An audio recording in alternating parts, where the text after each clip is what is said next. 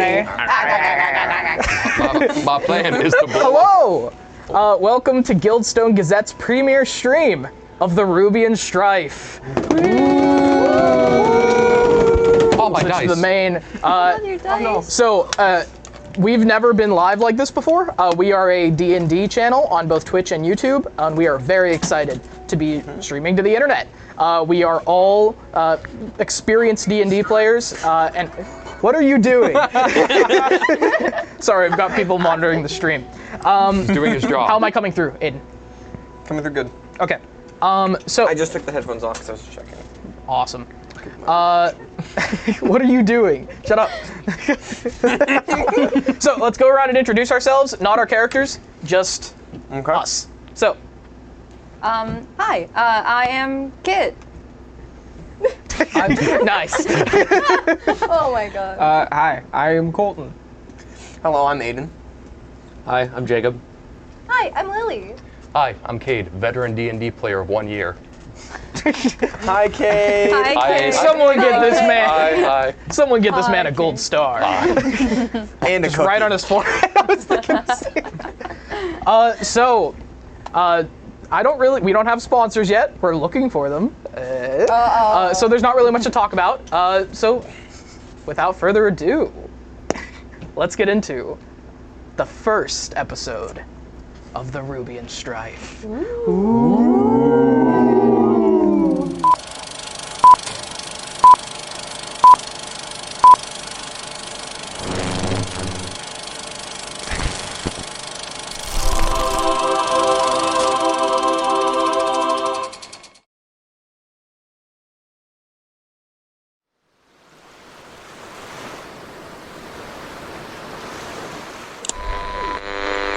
Blue skies over Rochador today. Perfect weather for the festival of the Fighting has broken out across the Mercantile following the assassination of nearly every family leader of the Rubian houses.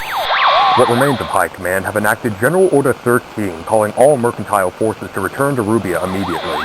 A new force has dismantled the Rubian Senate and claimed control of Rochador. They call themselves the Capital Combine. For too long we have forsaken our identity. We claim Rubia in the name of the new Rubian Order!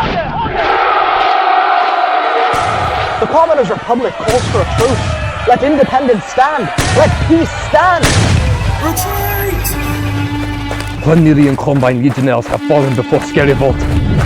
The death toll stands at over 12 million. Just want to know where my boys are. Haven't heard from them since the start. Oh, I'd like to see those talents try and take the 3 gates. We'll cut them up and feed them to the sharks. I need to find my company. They're all dead! All the Scott is in flames! Just want to go People home. are all jumping in the canal! I think this might be the end of it. Nothing's going to survive this. Farnard is what? The order has breached the gate. Then... Where's my brother? Stop! Let this stop! To Rubian supremacy.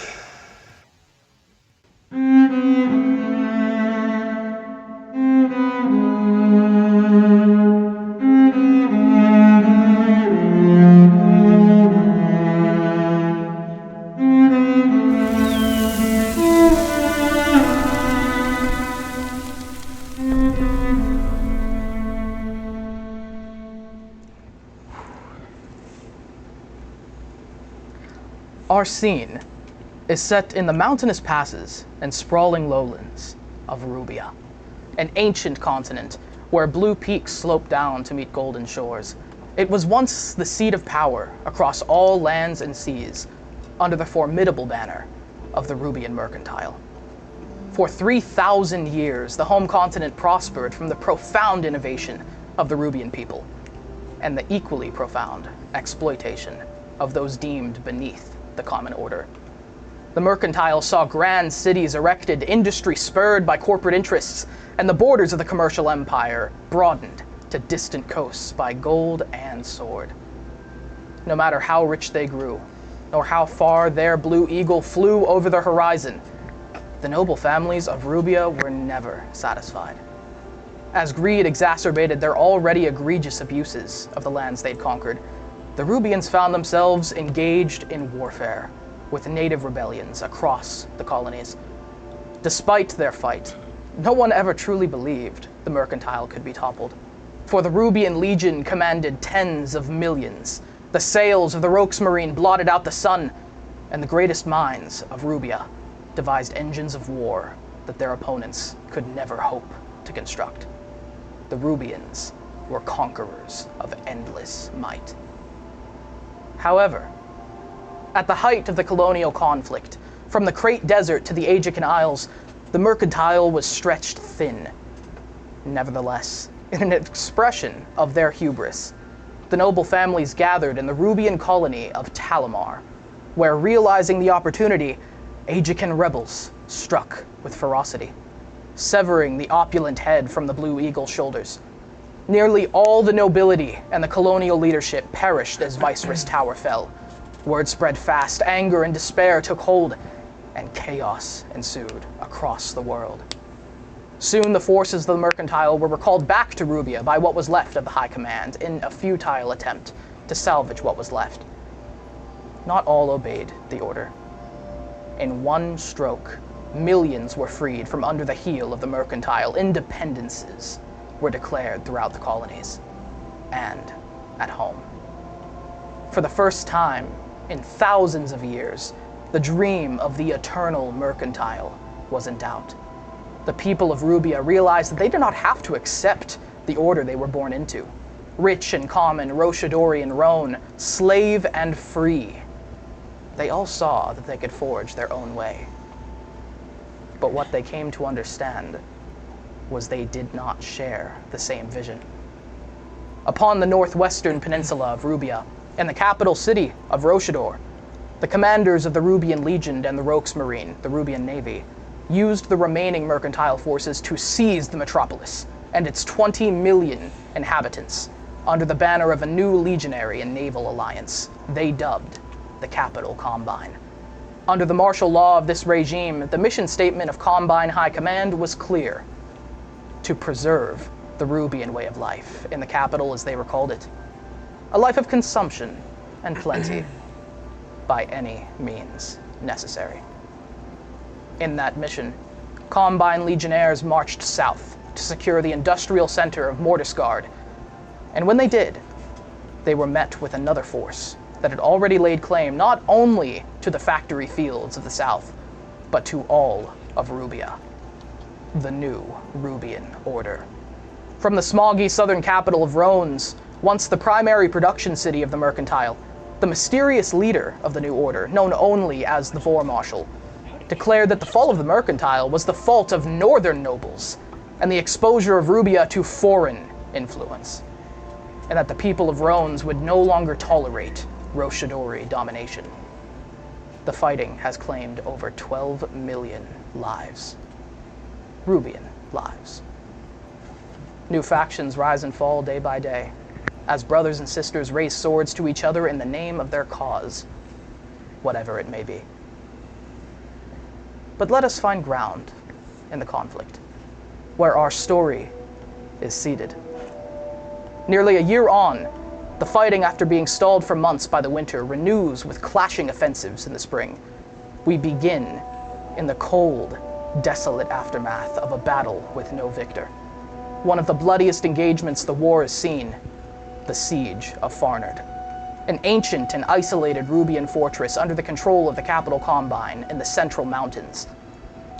It sits in a strategic ravine between the Combine and the New Order, and control of its walls is sought by all sides. But by the end of the Order's assault, the castle's battlements lay as broken as the siege before them, splintered and cracked and buried in the avalanche. There are no men left to man them. The gates of the great citadel have been ripped open. The blood of the garrison mixes with the 100,000 who fell attempting to take its walls. Rubian blood, all the same. Amid the frozen cadavers and deafening silence of the ravine is a lone gnome. A soldier of neither side, rather a cleric, pulling a sled through the wrenched fortress gates and past the wreckage of the machine which blew through them. He drags along a single young fighter after searching the drifts for hours. He has only found one still alive. There are few survivors, and those that have managed to bear the cold and their wounds after this onslaught have stricken their banners in the wasteland. For the moment,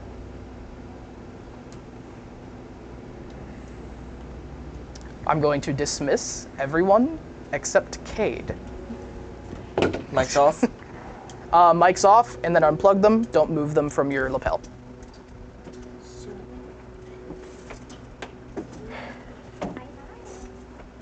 Bye-bye. Bye-bye. Off we go.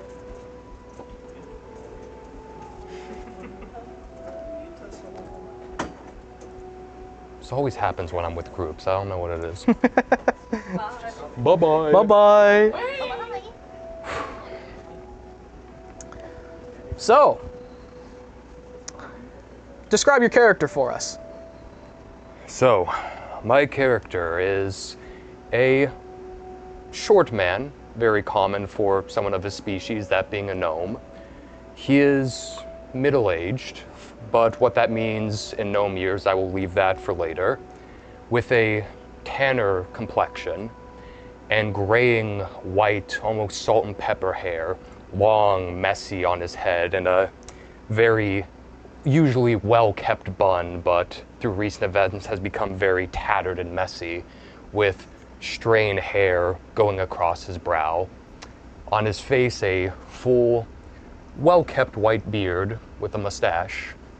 And in terms of his clothing, he has a purple tabard draped down almost to his ankles, where he wears heavy-duty boots to help him, traverse any climate he may find himself in.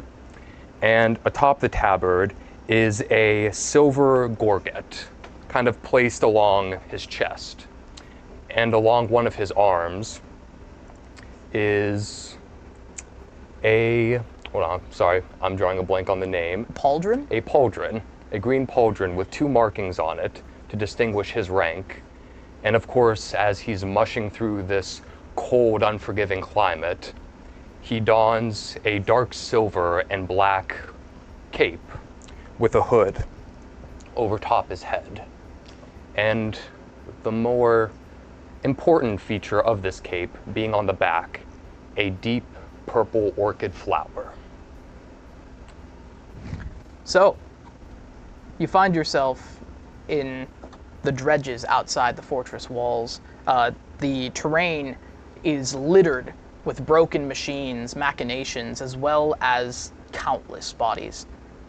They have just begun to be covered in snow as the remnants of the avalanche come down and dust the battlefield. You are walking through the gate, through the first circle of the fortress. There are 3 different ramps spiraling up to the command center. And you are simply looking for a place to put this man, to store this, not even a man, a boy, by your measure. An elven boy, who has been injured in the battle and he is in critical condition. The sled that you're carrying him on is only using 1 track, as the other one has been snapped off by the fighting. And so you are going, this is where you make decisions. This is... All right. Have I already made my way past the main gate where the battlements would have broken through? You're walking up the ramp, and the ramp is just, you are like weaving through to find the best avenue. There is no clear path. All right. I simply wish to push forward the most direct path possible, as I imagine at this point the snow is relentless. I've been out here for quite a while, and I simply just want to seek some place of shelter to get me and this young wounded warrior somewhere relatively safe. Okay. Do a investigation check. All right. It's difficult to find places in the fortress as the snow and the rubble and the machines dot everything, and the walls are lined with barrels. First roll of the campaign. First roll of the campaign. That is an 11 plus, so that is a 13. A 13? Yep. Okay. So the best thing that you can find quickly is a small room right on the side of the ramp as it spirals up.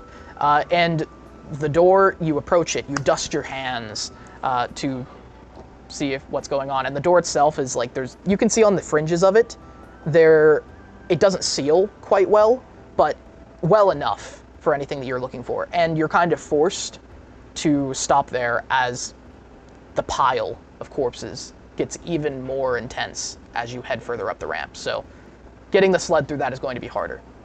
All right, for the time being, is this door like locked or wedged into place at all, or am I able to just enter this kind of side area no problem? You press your hand against it, and it gives you a little bit of resistance. And as you do that, your attention is called backward by a just subtle from the boy that you're carrying. All right, I'm going to, that takes my attention. I will make my way over to the man on the sled and just, young man, can you hear me? Can you speak? Do you know where you are? All you get is just another.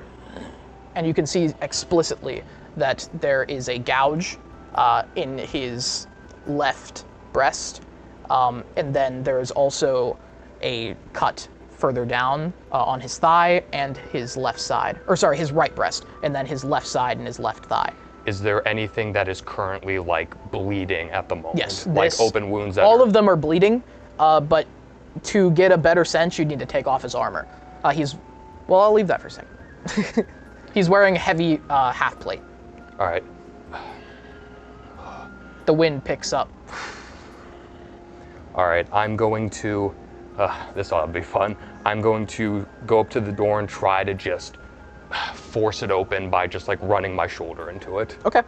Strength check. Oh, this ought to be good. That's a 9. A 9? Yep. Your shoulder hurts. This door is about 3 times your size. Yeah, story of my life. Literally. Yeah. All right, well, all right. Given the situation, I think I'll just have to make do with what I have.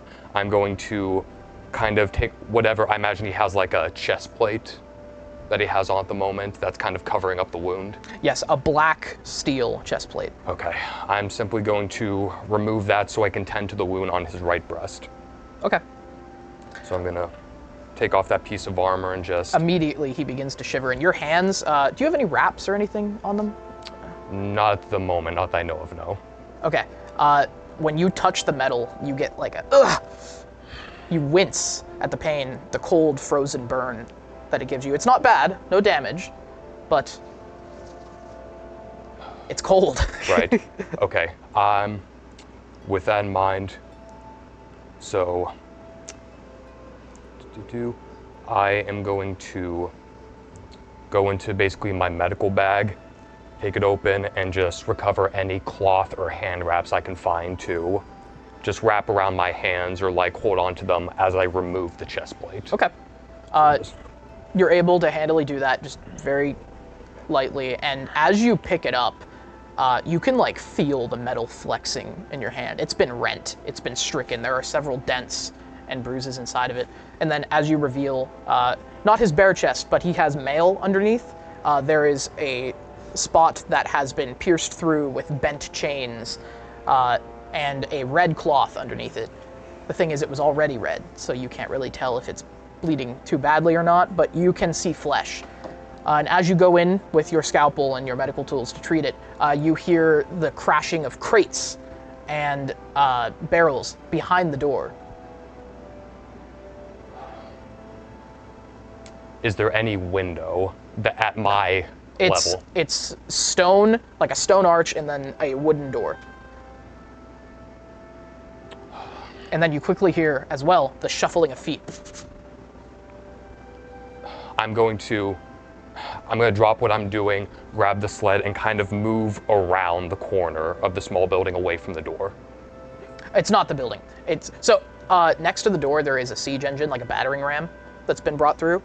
But it's like, imagine like a Helm's Deep ramp, and then there's just a door in the side. That's what you're looking at. Okay. And you said I heard shuffling inside. Inside the door. Awesome. So I think like I said, I'm gonna move the sled away, maybe up towards the castle more, just like out of the immediate eyesight of the door or anyone who would be there. Okay. So I'm gonna like pull the sled forward just the smallest amount, and then I'm going to kind of guide my way along the wall of this side room and kind of press my ear against the door. Okay. When you do that, you hear the subtle, like, I have someone shivering inside. I'm simply just gonna...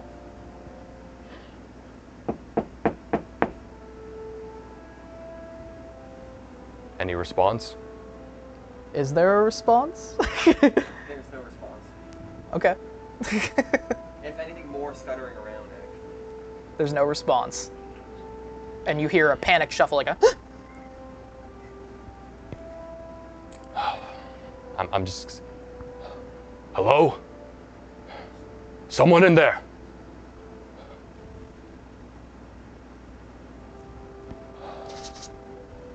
You hear the fumbling of like vials and like little like glass things hitting the ground. This is urgent. I have wounded. This boy needs immediate medical attention. Are the rest of them gone? Let's bring you back in if you're gonna talk. Are the rest of them gone? I can't hear you yet. You gotta plug it in. Also, check the stream as well.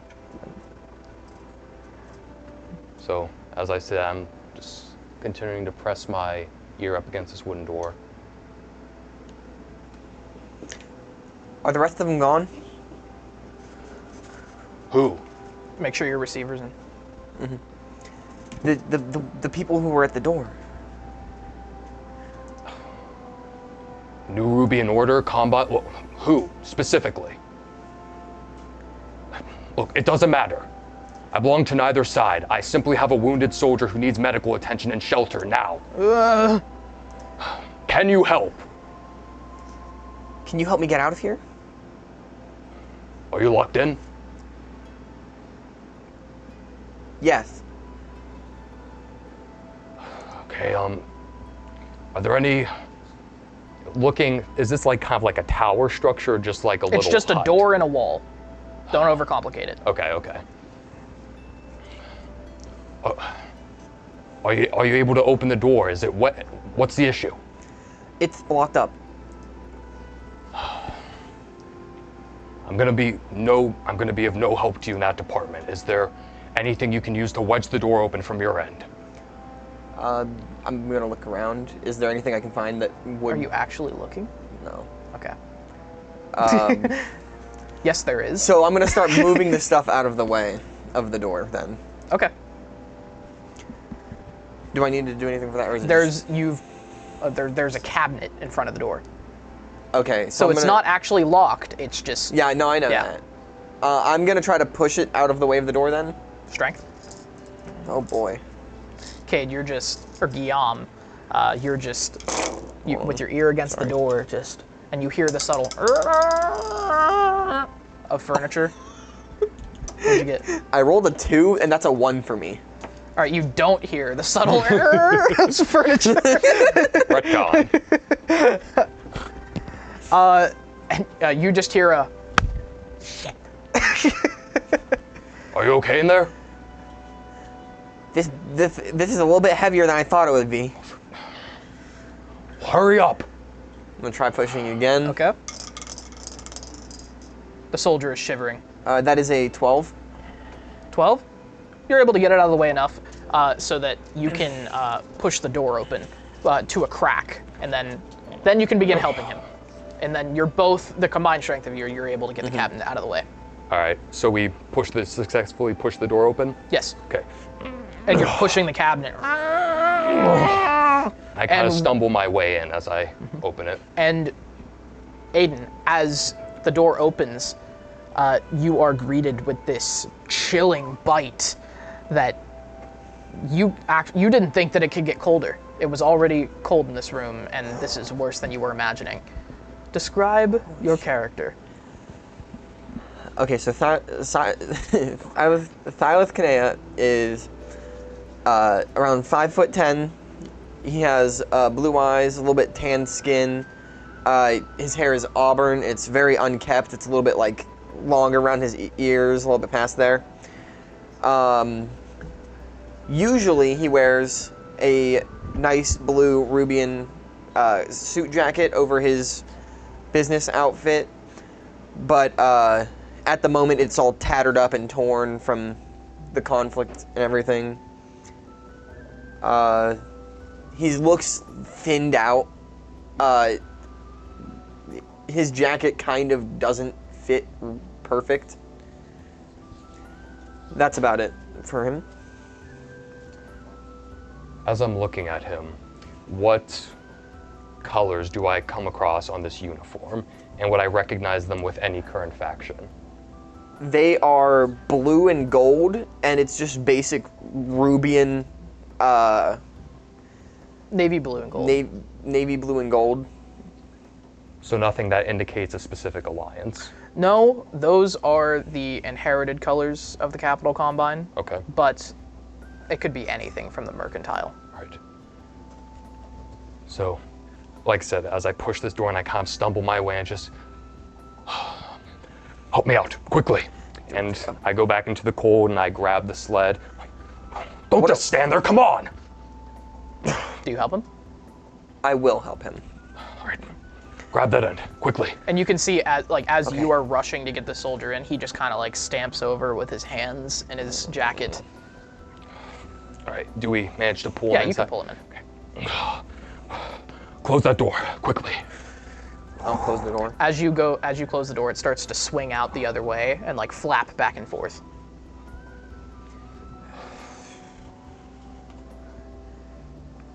All right. Can I like try to wedge something in the door to just keep it closed? Yeah, you can try. Okay. Well, what do you like? How are you gonna do it? Think about that while Cade. So what are you doing with the soldier? While he's handling that, I'm going back to tending the boy. Like I said, I believe he had already had the main piece of armor taken off, so I'm examining the wound kind of on his chest at this point. It's very dark in here. It's dim light. So that's going to get rid of your medicine proficiency. Okay. You can't see what you're doing. Okay, you know what? With that in mind, instead of going about it with like kind of like the scalpel and other tools, I would like to just cast Cure Wound over the gash mark. Okay. So, seeing, you know, that like using my tools in the dark would be troublesome, I simply place them back in my pouch and kind of casting my two hands, I just say, "Yai," and light kind of just emanates from my hands over the wound. And as you do that, what color light? Just like kind of a yellow. Yellow? A yellow Okay. hue. This yellow light goes in and focused very finely on the wound, and then suddenly you, for a split second, your perception catches up through your small spectacle glasses, and you raise your brow as from the wound, a black energy meets the yellow light. And then a split second later, from what you can observe, you panic for just a moment, and then you are forced back against the wall. And you take, I need to take all my dice out. You take 4 force damage. Silas, you are also knocked prone. Okay. And we'll discuss that. Remember to roll your cure wounds. Mm-hmm. And suddenly, as you get up, you look at the boy, and he is breathing. Gods. Jacob!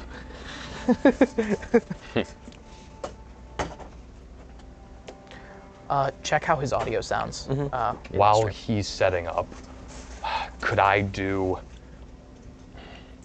an Arcana check as to the... Not yet. Okay, okay. Roll your cure wounds. Oh, right. Well, he does it. Oh. Okay. I do it. So it is a D8 with a +6.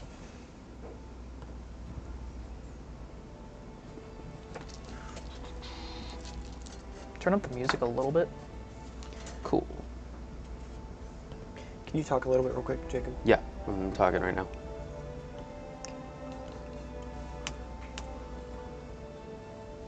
So, Jacob, describe... Healed for He's a little quiet. Okay. You're 4. I am. Okay, describe your character. I am a... Do you want me to do character voice or not? It's up to you. Okay, cool. I am a high elf in, well, pretty rough shape. A little bit better after the healing, but I am a... Speak up a little bit. A new Rubian ordered soldier in the, full clad in armor, a large great shield on, or not great shield, great sword on my back. Very decked out with several weapons. I've got I have a scimitar and I think a crossbow on me as well. Tall, around 6 feet, and I'm Double blonde. Guion. Yeah. Blonde hair. Did you say your name yet? I'm sorry. Not yet. Okay, I'm sorry. You're I'm gonna good, stop. I'm gonna stop spoiling names. Yeah, blonde hair.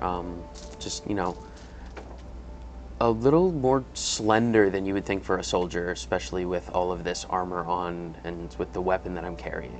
Almost looks unfit to be wielding such a weapon. It's an enormously large sword. Yes. Pre-super soldier serum. Yeah, Steve Rogers. No. Yeah, but taller.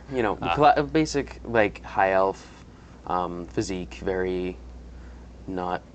How do I want to describe it? Not very. There's not a lot of physical training. I'm not bulked out. It's very lean, almost runner-esque build. Okay. And what colors are you wearing? New Rubian Order, classic colors. What is it? Red. Yeah, red and like a purplish black breastplate and armor around. And that's been taken off and put to the just side. the breastplate. Everything else is there, and you still have the chainmail underneath. Yes. And the two of you easily recognize this uniform. It's become infamous in the past year. Right. But you are awake, you're injured, you're laying down, and you don't know what just happened. First instinct, I'm going to reach for the sword, just because of the battle that I was just in. I'm going to reach up, kind of. Whoa. It's okay, young man. Just relax. You're safe here. What's your name, son? You see in his eyes, before he answers, a stutter and a wobble. It's Pierre. Pierre. Okay. My name is Guillaume.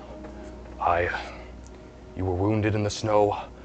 I dragged you out here, and we're currently, what I assume, on an outer wall of Farnard with... Well, I didn't quite catch your name yet, stranger. He's just lingering in the corner, by the way. Actually, I would be, I'm in my coat pocket sifting through my canisters. Okay. I'll stop telling you what you're doing. Yeah. My name is Silas Kanea. Silas. Yes, that's what I said. Yes, of course. Look, it is very crucial right now that you just lay down. You are badly wounded. It is a miracle that I managed to get you in the condition you are right now, so just lay here for now, and I can retrieve some supplies that can get you in better condition. And you can see as he's sitting up, stretching, he does not care about the pain in his shoulder, which is intense, by the way. You can see that the blood is now soaking through the red tunic and is now dripping out of the chainmail. Okay, in a situation like this, would it be better to lay him down flat or perch him up on a wall? Medicine check. Okay. Can I do a guidance on that? Sure. Okay. Add a D4 to it. And it's still dim, so you don't get your proficiency. Add a D4. I don't get my proficiency? No. So that's a 12. 12? You know enough now to know that it's better if he... Well, you need to check if it went through the back first. Okay, all right, so All right, just... That's Silas's guidance. Hey, you should probably check if it went through the back of him. Exit wounds are larger than entry wounds, even with swords. Yes. I am aware. Alright, so, alright, I'm gonna like kind of place my hand on the back of his neck and kind of like arch him forward. This, I'm gonna like tense up. You're fine. Just trust me. I'm gonna just His hand is dangerously close to the hilt of your sword. I'm gonna keep holding on to it, not really kind of showing that I'm not going, like, backing off. Young man, if I wanted you dead, you would have been dead.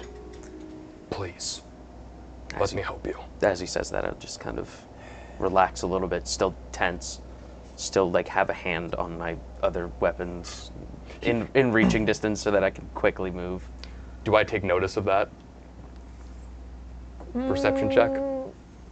It is dark, still. You see it. Okay, I take notice of this, but I'm just like, fine. Like, you've dealt with soldiers like this before. You're aware that they can be jumpy. Yes.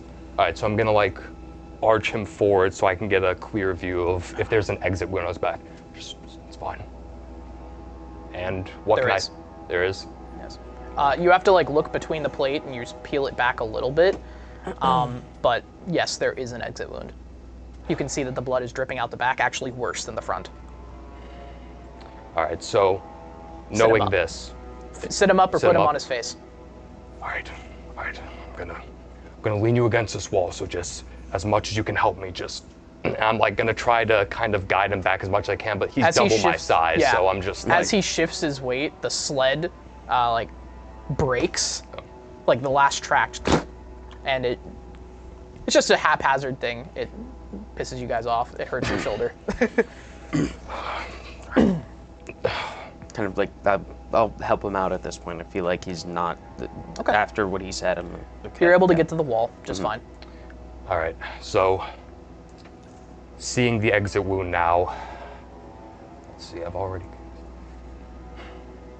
Would I know, like, to go about this? Would it be best to start sealing up the exit wound or the entrance wound right now?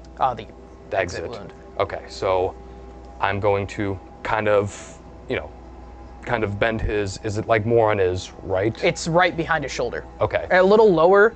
It's as if it's a thin blade entered directly underneath, like the half plate. It was like peeled back and then pierced with great force right through both ends of the chainmail and his ribcage. Okay. Possibly his lung. All right, I'm going to kind of guide his shoulder then, so it's more exposed to me so I can get a better look. And as I'm doing this, I'm like, are you experiencing any trouble breathing, taking in air, like you're congested? Not really, I'm just in pain. All right, well, that we can deal with. Otherwise, I may suspect that you have a punctured lung, and if that's the case, well, not a whole lot I can do with that. While they're doing this, Silas is gonna actually step outside of the room and look around. What's he seeing? Let's do a Constitution check. Constitution check? Yeah. That's a 17. All right, you're able to guard yourself, but you step outside to a more horrendous scene than you could have imagined. When you were carrying him in, you didn't really look, but you are smacked with the slightly doused smell of battle. The cold has brought it down a little bit, but it's as if all the graves in a graveyard have been exposed. And you look up the battlements and just see men dangling over, piled over, and of both sides, blue, red, gold, black, all together in one heap. Okay. So Silas is kind of thinking like more self-preservation right now. He's gonna. That's gonna be a recurring theme. Yeah. Perception check, real quick. Perception? Yeah. A nat 1. You don't see shit. So I was gonna start actually trying to look through the dead bodies and see if there's any items, weapons, things of that sort. Investigation check. Okay. While he's doing that real quick, I'm just gonna decide, seeing the severity. That's a 19. Oh, sorry. 19? Mm-hmm. You can. What were you going to do? I was going to say, seeing the severity of this wound, I think I'll simply... What I'm going to do is I'm going to grab a rag out of my medical kit. I'm going to hand it to Pierre. And then while he's holding that, I'm going to cast Cure Wound again on the exit wound on his shoulder. So like, once again, doing the same motion, just pressing my hand over the exit wound, just saying, Yahai. And the same light emanates on this wound. Do I get a similar result from previous time I did this? No. It works as intended. I take note of that. So I imagine the wound then seals up. And as I'm doing this, I look to Pierre. Roll a Cure Wounds first. D8 plus 6? Yep. Cool. And tell me how much it is. The last one is 12. 12? Yeah. So the front is almost completely sealed. It's just it reopened a little bit when you moved. Okay. This one is 10. 10? It seals up. Mm-hmm. Both the exit and entrance? Just the exit. Okay. This front one, it's not bleeding as badly, but it's something you could do with a needle and thread. Well, in the meantime, like I said, I patched up the exit wound. I'm going to look to him. All right. It appeared, by the way, when you healed him, it appears like a brand, like a cauterization, without like the burn. It looks distorted in some way. Mm-hmm. All right. That should do for now. In the meantime, you take that rag and you apply pressure on your entrance wound. I'll do so, and at the same time, do I recognize any of the clothing or armor that he's wearing? History check. With disadvantage. Nerd. Because you don't care about these things. I'm a cool swab elf. I don't care about history. That is... Wait, I need to roll another one. Whoops. It's a 3. You don't know. You're just like... 7, sorry. 7. You don't recall anything in particular. You aren't really thinking about it. He's just looking at me like... All right. Silas. So, I'm more specifically looking for like... You got a 19? Yes. All right, there are several weapons, but what piques your interest mostly is that in the heap ahead of you, there is a gold ring sticking on a hand out of it. And upon the finger, the gold ring, there is a large ruby. Ooh. And it almost beckons you. It glints in the light. I'm gonna go and try to grab that ring. Okay. Sleight of hand.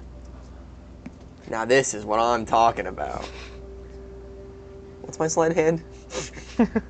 This thing's about to Indiana Jones and just bah! That's a 15. 15? Yep. You're able to work it off, but as you do, the finger snaps slightly. Oh. And do you care about that? Like, what's your reaction to that? I like shiver a little bit, and then I just drop the I just knock the finger off and take the ring and put it in my pocket. The finger's still attached to the hand, but that's the finger there. Yep. Well, I'm gonna you got the ring keep off. wiggling it off, put it in my pocket. While he's doing that, I would have...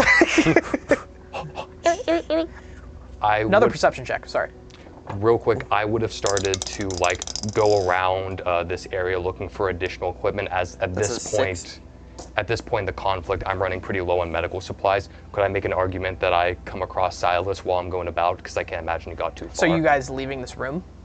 I'm leaving him be to apply the pressure. I'm not going too far, just kind of scavenging the area. Okay, investigation. What'd you get? A 6 on the perception. You don't see it. I have a +0 to perception, so you know this is gonna be. You feel a heavy gust. Perception check as well on top of your investigation. What'd you get for the investigation? 10. 10? And then for perception... You really can't find anything. Usually there might be a cleric or two mixed in, but so they were not involved. He's out here with me, away from him, correct? Yes. So... Wait, what'd you get for your perception? 13. 13?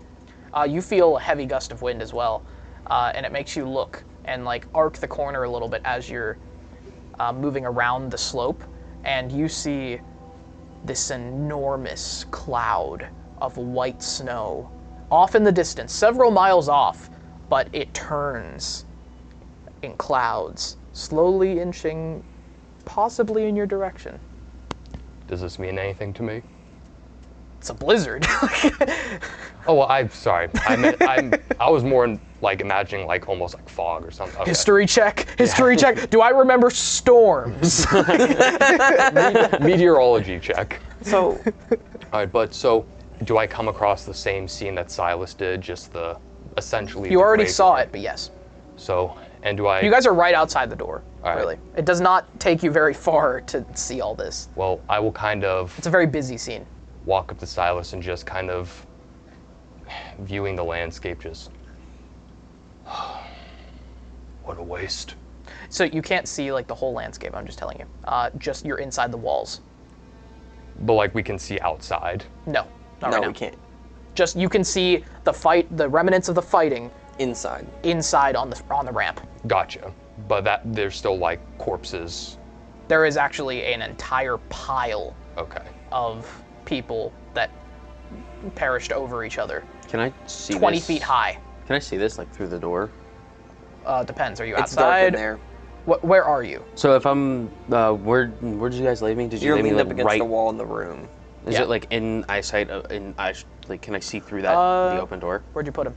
Like as soon as I brought him through the door, I like placed him So like next right to as the door. we walked in. So he's yeah. definitely within eyeshot of the You door. can smell it. Kind of like force myself up, keeping pressure on the wound. Okay. Kind of. You're able to get up. You have Walking. a little bit of a gimp in your left leg. Okay, I'll walk over like to the doorway and just look out. Are these like fallen soldiers on both sides? Yep. There was some kind of line being held where a mound 20 feet high of soldiers have perished. And it's completely still now, but you know that it once surged with action. Scum. I look upon this just mound of corpses and just. What a waste. I know, right? There's so much equipment here that we could still use, and I really gotta get my guys down here.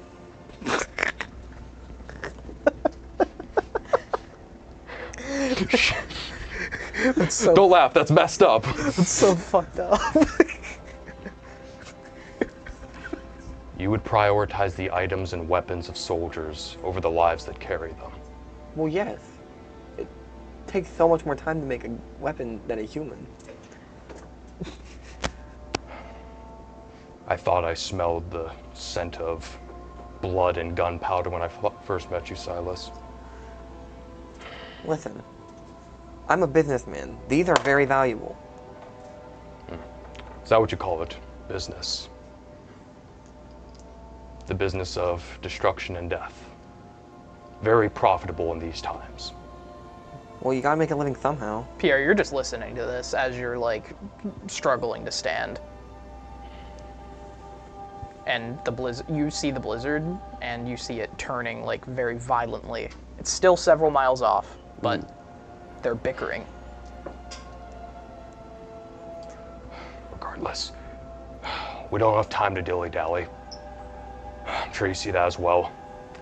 It won't be long before that's upon us. We need to move deeper into the fortress. As I turn, I see Pierre kind of leaning up against one, just like, what are you doing? Get back on the wall, now! You're in no condition to stand. As he says this, I just kind of turn, and the door doesn't slam, does it? It's like one of those ones that swings back and forth. Yeah. Cool, I'll just like walk through and then kind of like throw the door behind me. He's a soldier. He'll be fine. Do not question my judgment in these matters. If you're going to help, tag along. If not, I have business to attend to.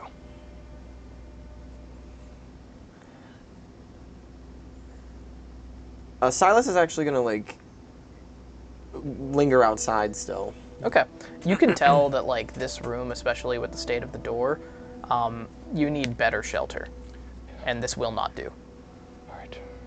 If you're with us, help the boy to his feet. We need to move deeper into the fortress. I'll help him up. Okay. So, checking out his armor while I'm picking him up. it's very nice. You are able to find... This is very fine craftsmanship.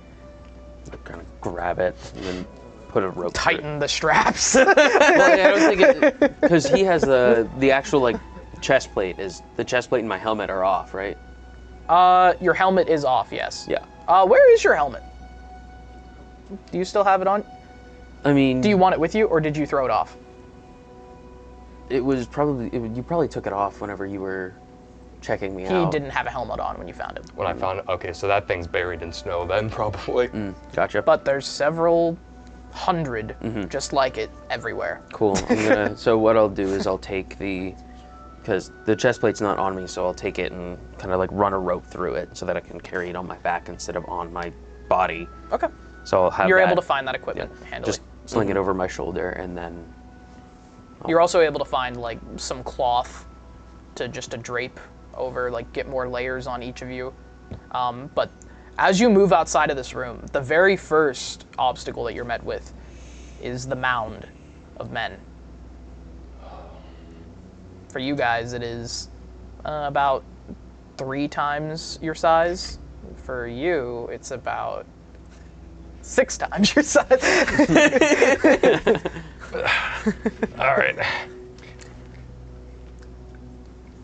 I was a rock climber in high school. I could do no.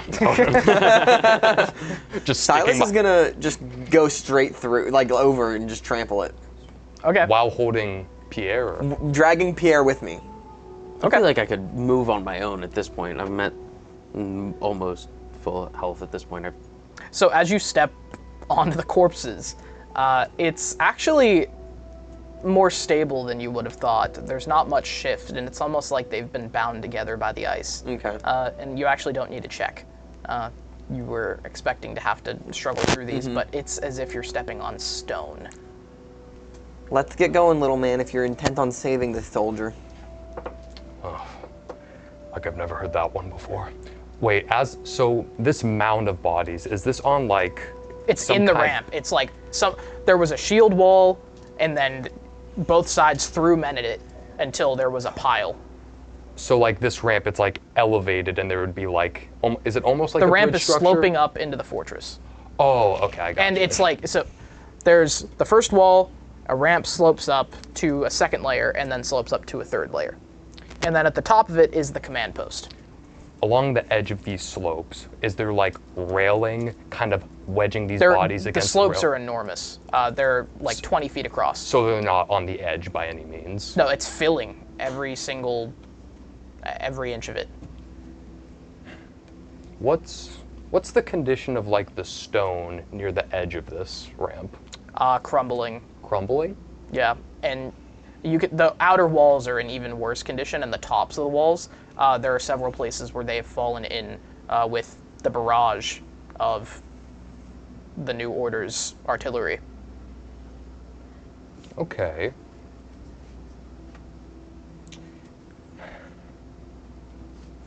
So, spiritual weapon. Does that have that? You can. What are you doing? To my knowledge, you can kind of craft that into any weapon within reason. Yes. Yes. That's how that works. Okay. I would like to just see where this goes.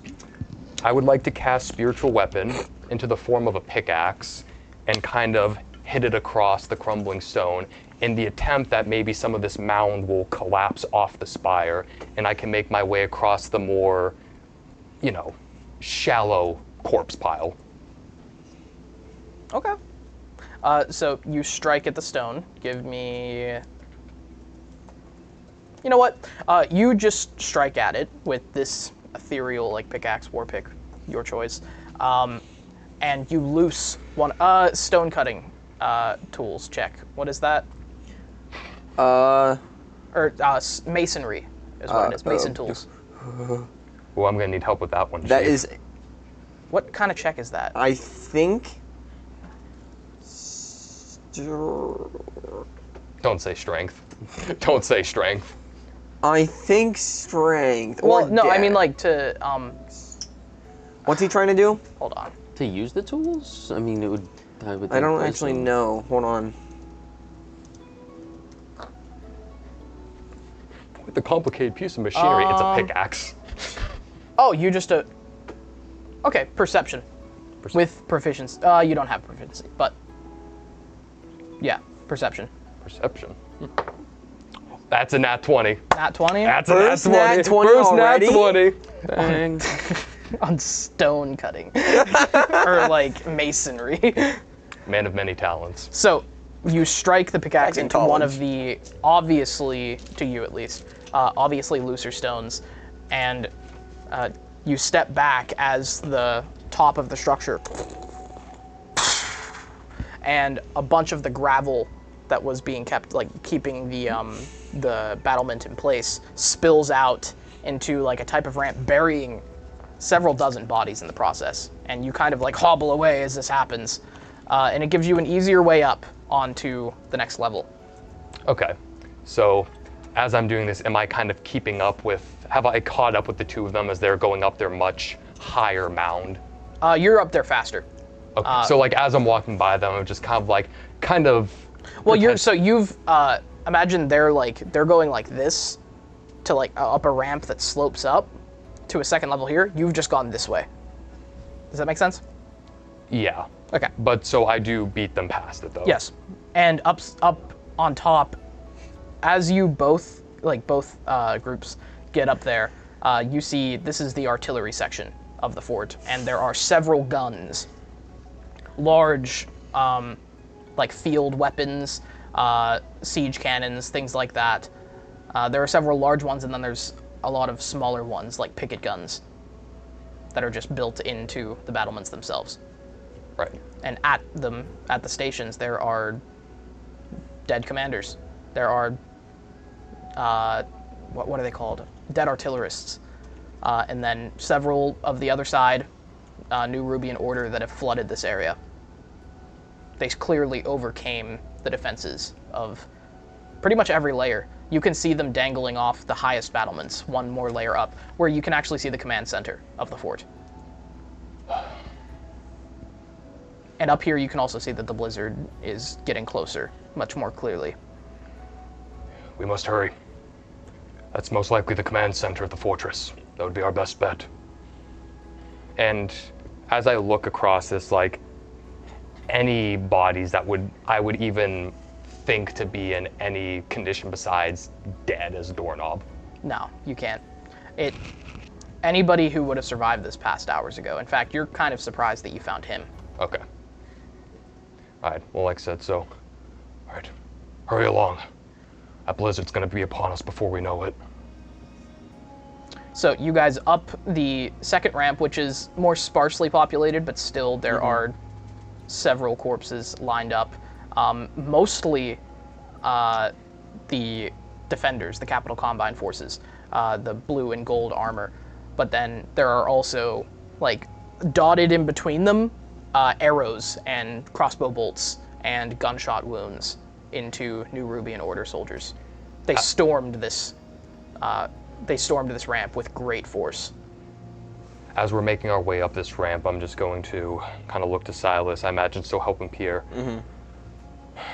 So Silas, while I can theorize why, what brings a man like you to Farnard?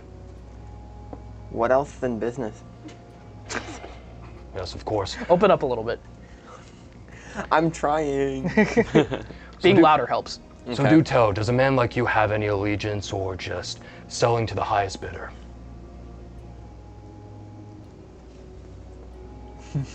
I mean, your colors suggest... You just don't think about this stuff. What are you talking about? This is armchair philosophy to you. The colors of your uniform suggest Capital Combine, but given what little I know about you, I have the itching suspicion that you're not one who cares for flags or allegiances. Listen, I just go in, I tell them the tools that they need, and some that they might not quite need yet, and then I go back to find another place to sell. Ah, yes, of course.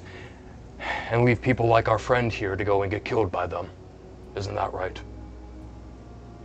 You speak as though I didn't sign up for this. No, I sold them some stuff too.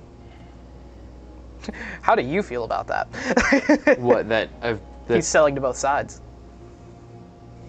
Kind of like just grumble about it under my breath. I'm not really going to say anything as they're helping me at the moment. Okay. Young man, all I'm going to suggest is that when this is all done and over, if we make it out of this mess, I suggest you get as far away from this fortress's conflict as possible. There are enough dead soldiers. No. There are enough dead boys in this field of snow as is. And as you're arcing up the ramp, you guys reach the top as you finish this and see that the windows of this like large command post, they have iron bars, but the glass has been blown out and the door is completely cratered in as if there was some kind of explosive placed on it. And you walk in and the wind is just as bitter in there. And there is a large war room table. And there are some more distinguished uniforms in that room. Some naval cuirasses, some like nice Class A's.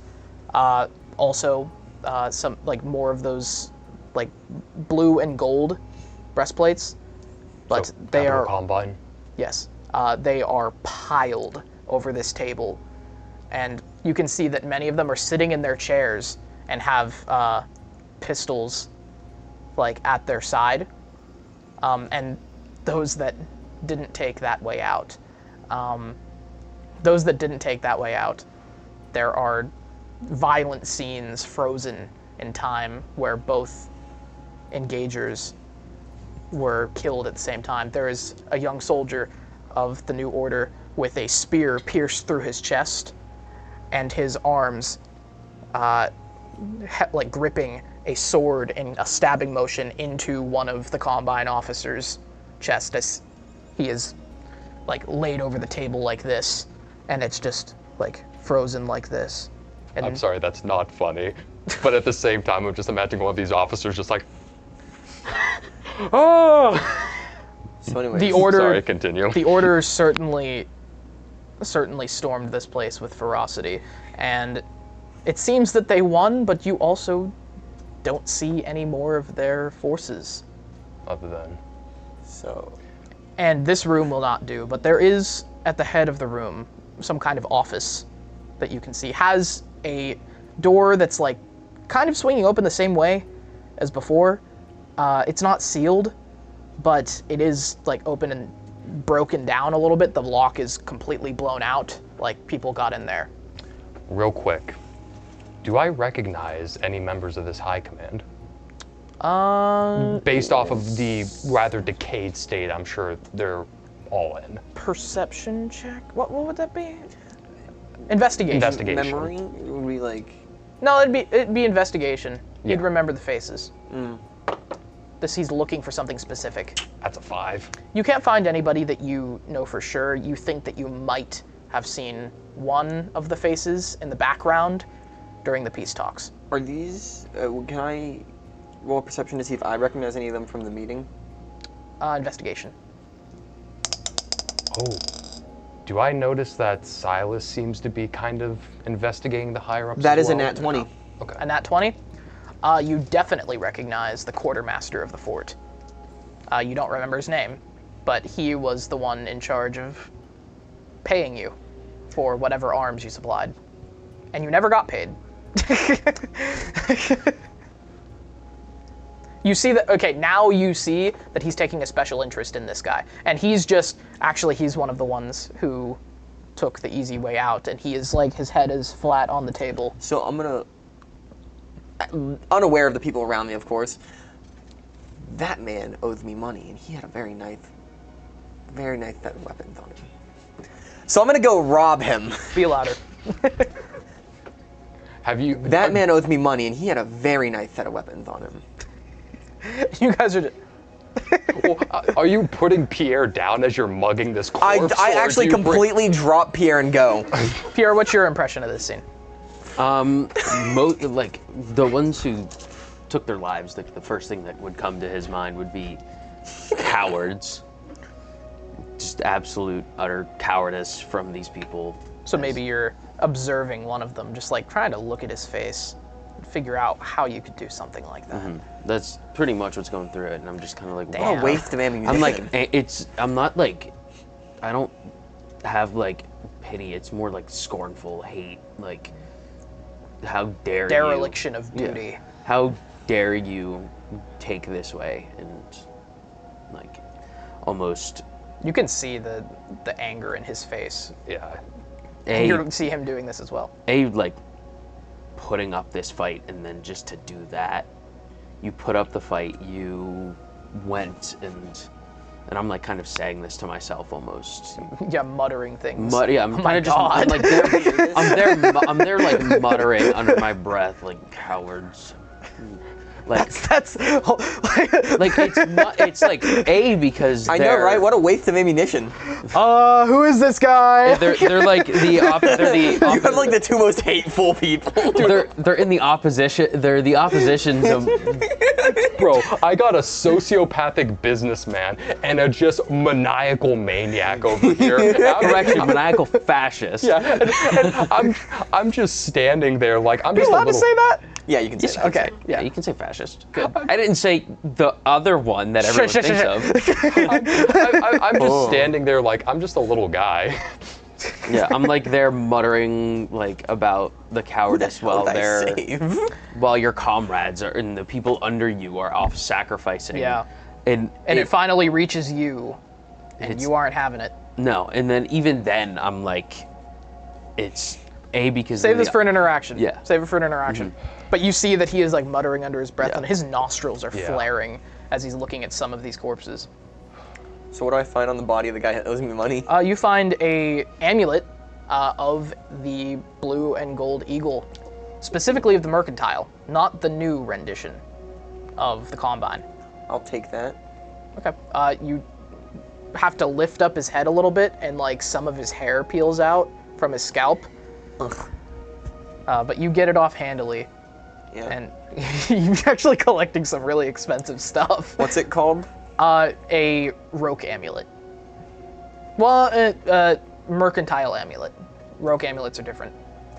But, Guillaume, you are investigating this door, and it swings open easily, or are you going inside?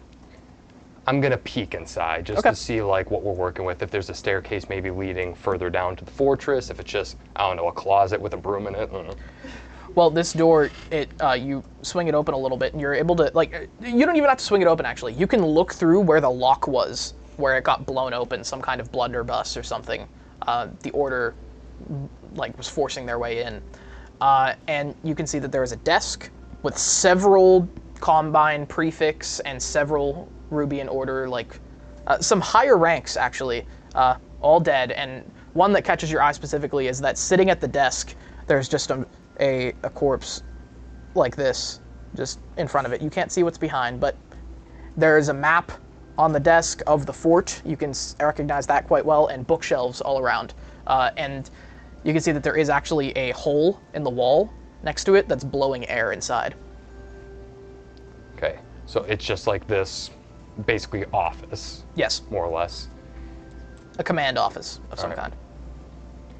All right, I'm gonna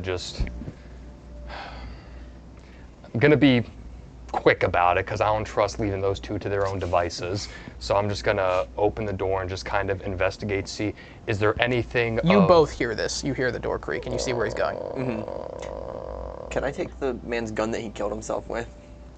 That is a loaded sentence. Jesus Christ. God, can we say that? I think so. Let's avoid that specifically. Can I take the weapon that he used? Yeah, let's. You can take the weapon. We can say gun, not that sentence. Yeah. And the S word. Don't say the S word. Yeah. But Jesus Christ, Aiden. In Minecraft. In Minecraft. In Minecraft. In game. But you enter the office, and yes, you can take it. It's a -2 pistol. It's very much rent and a -2 pistol. You can add that to your inventory. Is it a thing? It's rent. It's rusted. It really doesn't seem to operate very well. It's cold. The barrel has been kind of like bent a little bit. Usable maybe, but anyway, you enter the office and it's the same scene that you've seen a few times now, and there's just about a dozen corpses inside, a dozen bodies. And most of them are they died in conflict over each other. One pair you see is on the ground with a dagger piercing into his neck, and the other one's like his hand has fallen off, but there is a sword through his midriff and into through his back, and they're just piled on top of each other. Looking on the desk of like this office, do I find anything of use in terms of like maybe schematics of the fortress, a map, There's a map. information of any sort? Investigation check. Ooh, 21. And you guys have now taken this. Are you taking an interest in the office? Yeah. Okay. Slightly. I'm gonna kind of. Is there anything of note, like plans or anything in that war room? There are all kinds of maps, and specifically you can see a model of the ravine with the flags of the different sides. And then you actually see a purple and green flag off to the side, like on the other, like where the pass kind of gets a little more narrow, off to the side and like hidden away from the enemy camps. And it takes your attention a little bit. History check with advantage. Nat 20. Nat 20? That was the camp of the Tranquil Prees. And you suddenly remember what their uniforms look like. Do I recognize that those two are connected? Yes. Okay. And then you understand the positions a little bit, but it's a very basic rendition. And then all over the table, there's all kinds of maps and charts of different places in Rubia. You see one of Mordisgard, you see one of the Scariot Moors, you see one of the bog that leads to the Commoners' Republic. All these different places. So would these be defensive positions or like offenses? It's so scattered out with all the people that have been going over it. You can't. Basically, the pieces that would have been on these maps have been scattered, and there's no information to be gathered. Okay. Basically, Nothing written down or anything. no, not on this table. Okay. So Well, then there's things written down all over the place, but it's more like this is specific, a larger council. Yeah. Okay. Then Mostly it's about Farnard. Then I'm probably gonna head into the office and try to look for something like that. Okay. So, as you enter, what did you say you were doing in there? Looking for like a map or a layout of the fortress. So, on the table, you take an interest as these two enter. Investigation check, Aiden. Or perception check. Perception? Because I rolled a 21 with my investigation. Total 21? Yeah. You're looking at this fort, and you've studied schematics of the fort already in preparation. 8? Okay, that's good enough. You notice there's a safe underneath the desk. I'm gonna go try to crack the safe. I'm just baiting him. I'm gonna go crack the safe open. All right, roll your sleight of hands as we do that. With your lockpicks. How do I have to roll that? Do you have lockpicks? I do. Okay. I have thieves' Oh, tools. of course he does. Of course he does. Why would he not? I also have proficiency in every type of tool. Comes with the sleazeball starter kit. Yeah. But as you hold that roll for a second, you can roll it. Just don't tell me yet. As you look across the schematics, they differ immensely from what you studied before in preparation for the battle, where you were planning to send your contingents to heal the different places. And there is a whole cavern, like beneath the fortress, that the map actually seems to be centered around, that you have never seen before. In fact, this is something that you would have been told about by both sides, or by the Capital Combine at least, because they probably have forces there that would want tending to. So this is new information to me when I'm looking through these schematics. Yeah, it takes your interest. What'd you get? 23. 23? All right, you crack it open in 3 seconds, and you just hear the. Easy, standard 4-pin lock. What do you do? And you are swinging it open, and inside there are talons, which is gold in this world. There are talons, there are like some bonds, some papers, some letters, and as you like go in and start raiding it, you just feel the subtle and stamping of a metal ring on the back of your head. Colton. And you can see that the corpse that was sitting at the desk has raised the pistol in its hand very silently and holds it to the back of your head. Oh, that's sick. What in the fuck do you think you're doing? Listen. I'm just collecting my payment that Silas? You're a no good thief, is what you are. Okay. Let's calm down for just a moment. They're by the desk. They're not in the doorway at all. He is right beneath you. He's right beneath me. He's on the other side of the desk. Where are you? I think I would have like just walked in. So they're how far away are they from the doorway? desk? The room is about like 15 feet across, like from end to door. Dom, which hand's my arm guard on? Your right hand? You know what? We haven't determined this. Roll a d4. Even is left. Odd is right. It's on my right hand. Okay. So he's standing on my right with a gun to my head. But is he underneath me? He's like, so you are sitting in the chair, and his head is like here, and you're pointing at it. I don't know if you're that quick on the draw. Can we say that while I was fiddling with my jacket earlier in the canisters, I loaded a smoke round?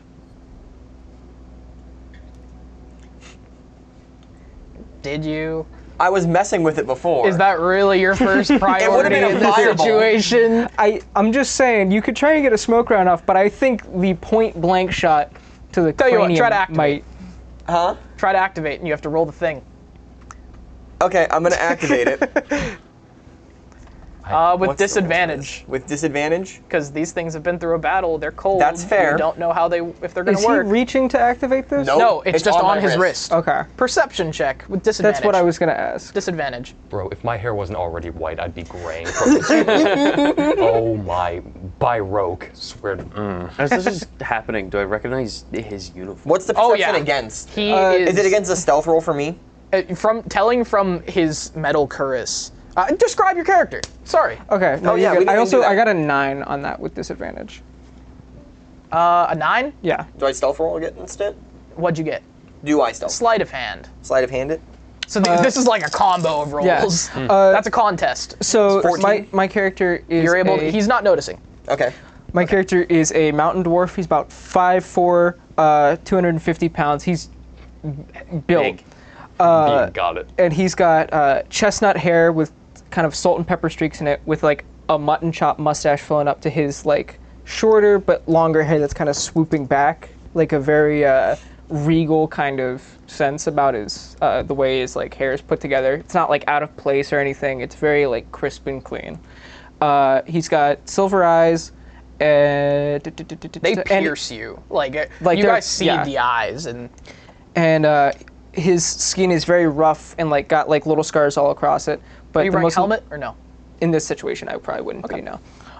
But his most notable scar is from his right upper lip, kind of up and like this to his right cheek, like this, like that. Okay. And you immediately see this. He is Combine royalty. He is high command. You can see that especially from the pauldrons. Is it time to roll? For what? For the activating round. Okay. To hit first, or do I just? Because I'm not hitting anymore. The way your thing works, roll the chance first. The chance for the. Yes. Okay. So I need to roll the D100, right? Yes, we both do. D100. 93. Oh yeah, Yeah, I got a 22. Yeah. Okay, cool. So it goes off. All right. So can I make a dex throw to try and grab him after this goes off? In a second. Okay. What do you say first before he activates this? Stand up, nice and slowly. Listen, there's no need to get violent. This doesn't have to happen. You say that as you desecrate the bodies of the man who fought for this fort. Stand up, nice and slow. And you can see, like, around his neck is a roque amulet, and you recognize him. Like, it is a roque amulet, and then, like, you get the sense he's been looting. Yeah. It sets off, and I'm gonna scramble towards Guillaume. Okay, the room fills with smoke. Dexterity, disadvantage, not slaving throw. Just you're trying to grab him, right? Yeah, just an ability check. Yeah.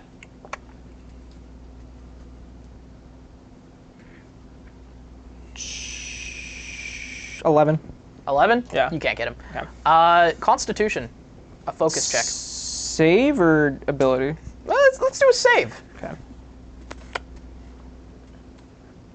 Even with a +5, I got a low roll. It's a 7. A 7? Yeah. All right, as he slinks away, you lose, with the trembling of your fingers from this battle, you lose sight of yourself, and the round goes off into the desk. And you scramble around to him, and the room is filled with smoke. I'm feeling myself for bullet wounds. So the desk, is it a pretty sturdy desk? It's a fine desk, yes. It's a large wooden desk. It won't collapse or anything from this. But how heavy is it roundabout? Oh, very heavy. Okay. Like, probably heavier than you. Okay. So when this goes off... You could maybe topple it if you wanted to. I was going to say, when this goes off, what I'm going to want to do is I'm going to see if I could flip the desk to use as kind of like a cover thing, and then kind of hunker down like this and point my gun at them and be then talk to them from there. So I still have a somewhat tactical advantage of cover. Okay. That's going to be a strength check. It's going to be a hard one, though. Okay. Just letting you know. Ability? Yeah. Yeah.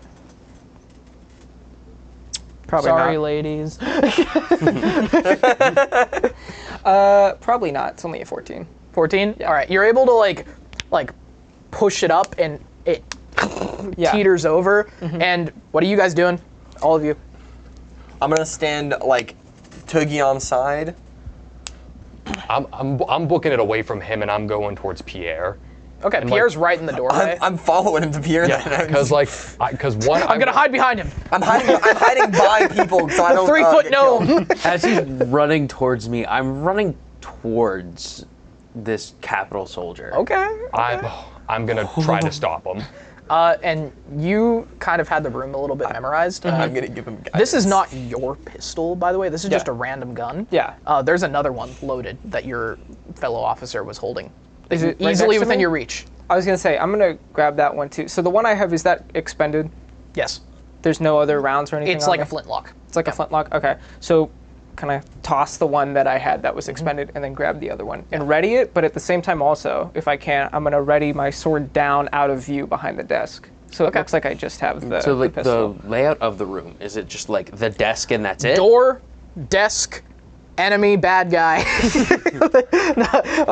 Like this guy, and then wall, and then very skinny sideways. Okay. I kind of picked up on the looks he was given this guy immediately, so I kind of figured he'd do this. So like I said, I'm running towards him as he's running towards Colton's character. Are you gonna try to tackle him? I'm gonna try to do something, hold him back. Okay. I mean, wrap yourself around his legs. Strength contest. As I'm running towards him, pulling light crossbow out Disadvantage off of my hip. Oh my. Okay. I'm gonna give him guidance. Going towards it.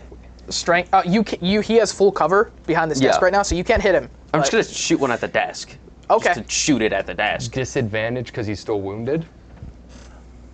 I'm 6 feet tall. Yeah, no. Come on. Plus you 1d4. you are short. He is large. And he's fact that he's injured. wounded It balances out. You get a regular roll each. Where's my thing?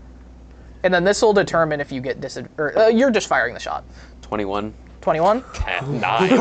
All right, you're able to just push him away, and then you fire the shot, and it, as you're peeking up, it ricochets off the edge of the desk, the edge of the top, and some splinters coat your forehead. No damage or anything.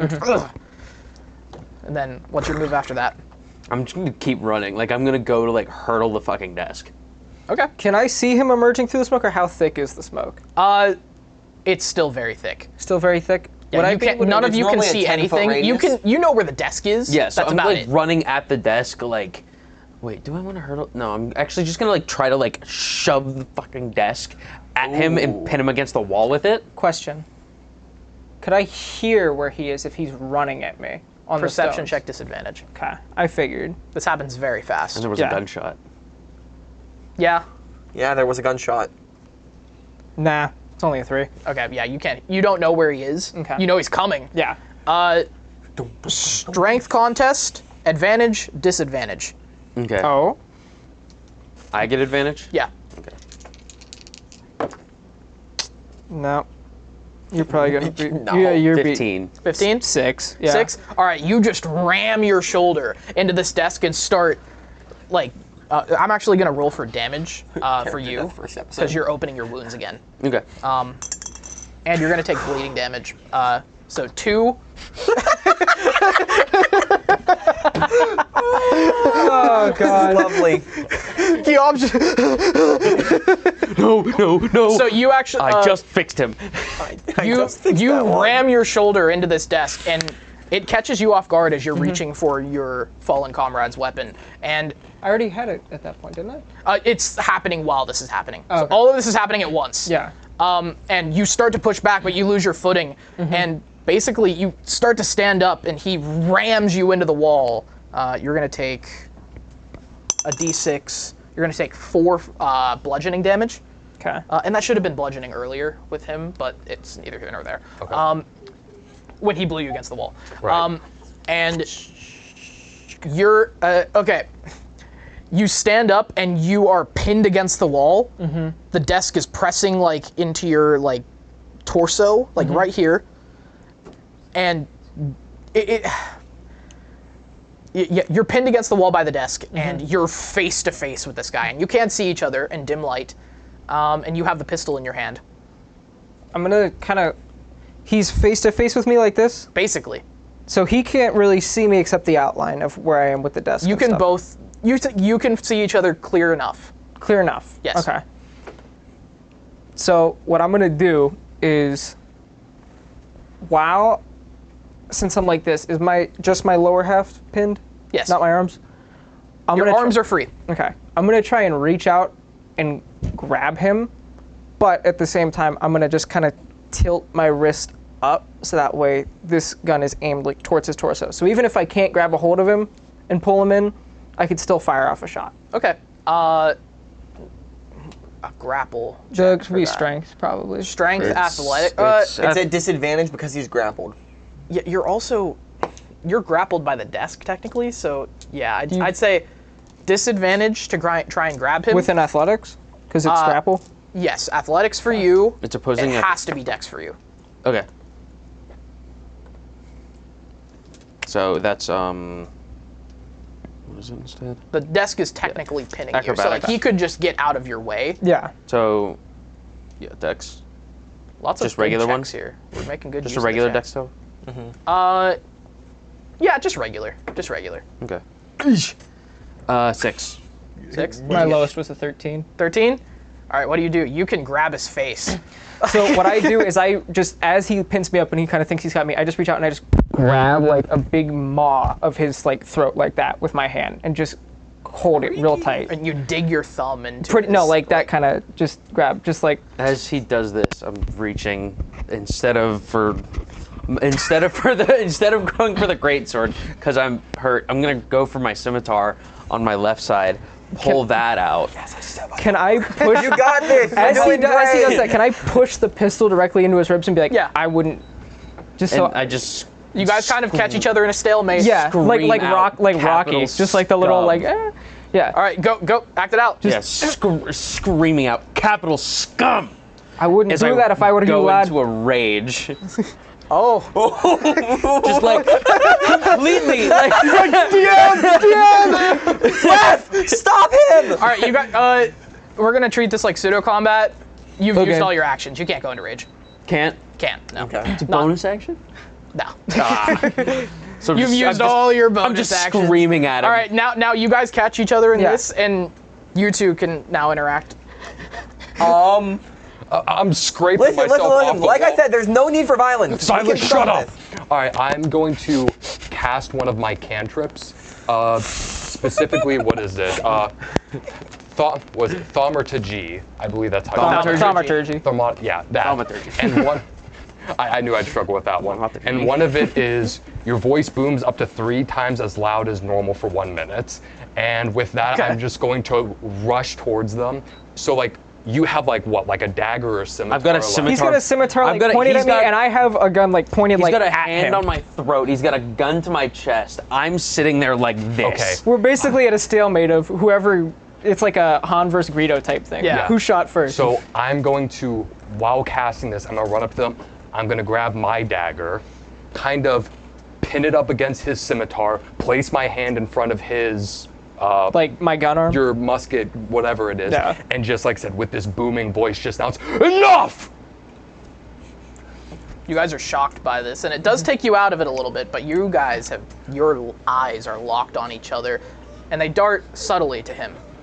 Silas is going to return to I stealing would recognize him as a member of the... You would. Whatever. Easily. But wait, hold on. Lieutenant, drop your weapon. Tell this young pup to back away from me before I put a new hole in him. That's fair. Pierre. And I kind of like somewhat let go, but my arm's still like outstretched, so like if he makes a sudden move I don't like, I can and his easily flesh like pulses out, and like you can see the red, like even slightly black and blue imprint of where your fingers were. Just... Banners mean nothing right now. Let's talk this through. This I agree on.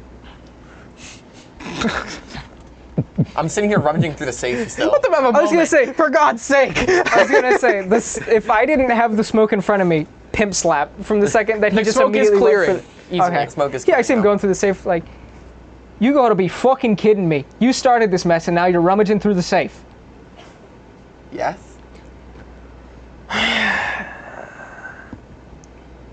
Leave it to the maggots and leeches to survive a fucking battle. Listen, the dead have no use for this. Silas. You're still pinned behind the desk, by the way. Yeah. Do you lower your weapon? I still kind of have my hand back, but my gun is still like somewhat aimed at him because I don't know what he's doing yet. Here, I'm still. You're like, still. I'm still just then my completely tensed up, like adrenaline's pumping. The only thing on my mind is... I'm still gonna keep my gun like trained. You've on got him, then. you've got the advantage. Yeah. Because you've got range on him, but Yeah. you don't the know only if he thing can on close my the mind distance. is pride. Here, That's fine. Here, can I do a charisma check with Pierre? Why? Like negotiation. That's up to him if he Persuasion? listens. Persuasion, sorry. Those are mostly for NPCs. Okay. Like between you guys, like he decides. Okay. I can't dictate what you will do afterwards, just let us talk now. And if you must rip yourself to ribbons, fine. Just for the time being. And you feel a cold gust through the hole in the wall. And there's snow on it, and those of you with facial hair, snowflakes start to dot your mustaches and beards. After he says this, I'm just kind of gonna, like, because I have like 1 foot up on the desk, like almost like over, so I can like Keeping him actually. pinned. So yeah, exactly. I have him keeping him pinned and That's just clever. like over it, and then like as I'm like this, as he says this, I just kind of slowly lower it and shove off with my leg, like aggressively, you know, to be a little asshole. just like little. Just like you know, you shove off of somebody. Yeah. Yeah, I did that with the desk. And you're able to get out. Just kind of push it forward and just be like, And Silas kind of, because he was rummaging in the safe. Just leave it to Alright. a cleric or the tranquil priest to be the negotiator in a standoff. I'm gonna finally let the hood over my head drop. I already failed at one negotiation. I don't plan to make that same mistake. I'm gonna holster that pistol so I still have it on me. Okay. You want me You to can add a that to plus the- or a -1 pistol. -1? Yeah. Okay. Because it's battered and stuff, I imagine. Yeah.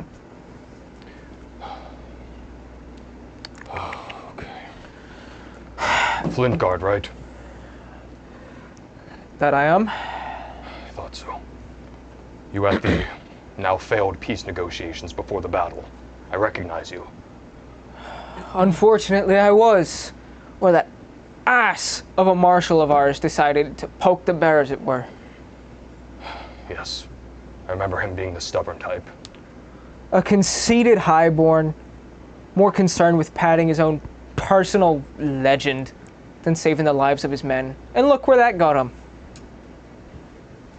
Stubbornness and ego only has one path, unfortunately. Look, I understand that we stand on opposing sides, but as you can see, there is a blizzard approaching this fortress. For the time being, we need to put our differences aside and just find somewhere to take shelter.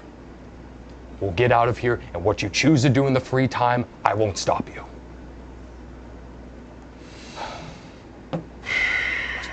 You were stationed here. You would know better than I would, and kind of gesturing to the schematics that were, well, I don't know, I wouldn't have had my hands on them, so I go back and I The schematics are tipped over on the floor. Right. Do I see them and kind of like pick them up? Yeah, you can pick them up. It's a very interesting map. It shows an elaborate inner chamber. This inner chamber, is there any way to access this from where we are right now? You know of the way in, of course, but you've lost your key. And the only other one that you know about is in the hands, or the... Yeah. you get what I mean? Yeah. Of the marshal? With the guy. Yeah. Okay. You know where he is. He's out on the parapet. Yeah. Just outside of that room, the large war room on the other side. Yeah. Opposite the office. That I do. Seem to have lost my key, but I know where we can get another one. And where would that be? Follow me. And I'm going to start slowly walking, and as I walk, I'm just going to kind of...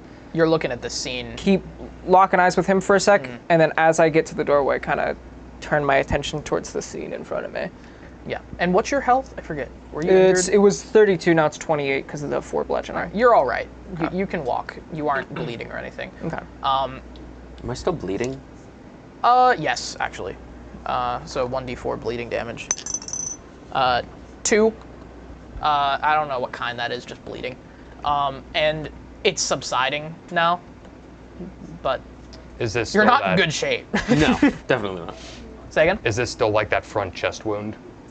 Yes, mostly, but you don't know exactly. Okay.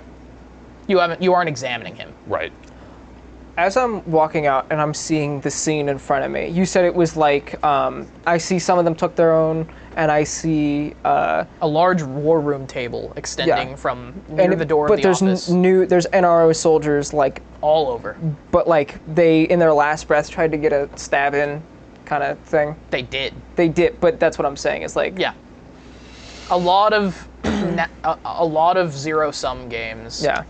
Where soldiers took each other's lives. Just kind of like, as I'm passing by him, looking, saying, youthful fanaticism, good for nothing but death and pitiful means of self-sacrifice.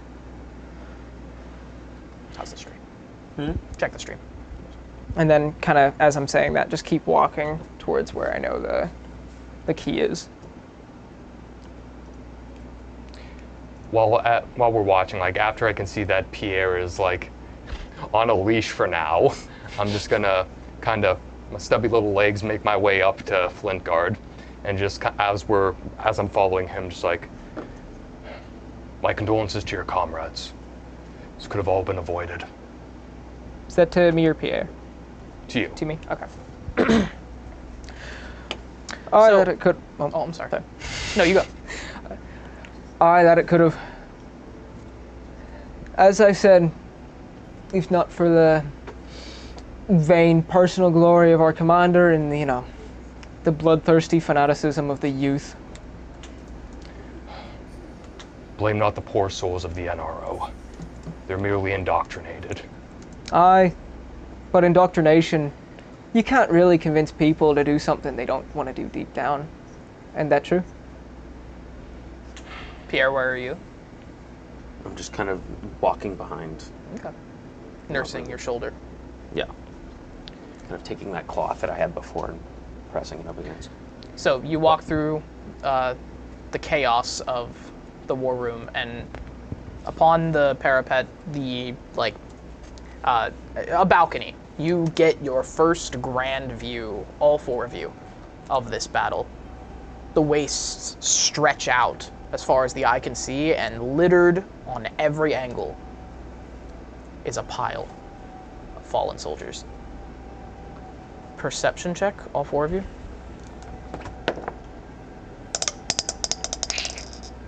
15. What'd you get? 15. 15? 19. 19? 16. 16? 10. 10? Okay. All of you see, as you're like observing this grand view, broken engines, these massive movements of forces, you can see the trails in the snow where formations broke into chaos of the battle. You specifically notice two things. First, the avalanche that fell over both sides of the mountain, one into the fort and the other into the other place. And you all see this figure, first of all, the blizzard off to the left, coming from like an RO side. It's coming from the east. And you see the figure of the silhouette of a soldier of some kind going through the fields, just far off in the distance. And We all see it? Yes, it is eerily silent. And Cade, you got a 19, right? Correct. Okay. You angle your eyes some more, adjust your glasses, and you see a swift... The others of you don't notice this exactly, but you see a swift movement of into a corpse. And you can't tell the make of the armor. You can't tell anything else about it, just the silhouette of a humanoid person. And they seem to be putting down the suffering.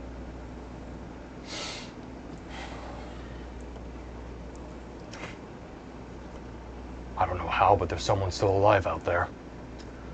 There's always usually a straggler from these types of battles. Yes. He'll make it about a week before he gets eaten by a pack of wolves. How far out is this? Oh, like at least a mile and a half. Far, like if you guys are here, the fortress walls end here. He's over there. Like he is at dot. Is that towards the blizzard? It's in front of the fort. So the fort faces this way, and then the pass converges here. A mountain, mountain roots, blizzard. Okay. That's gonna be really great for audio listeners. Yeah, it's gonna be fantastic for audio listeners. You're welcome.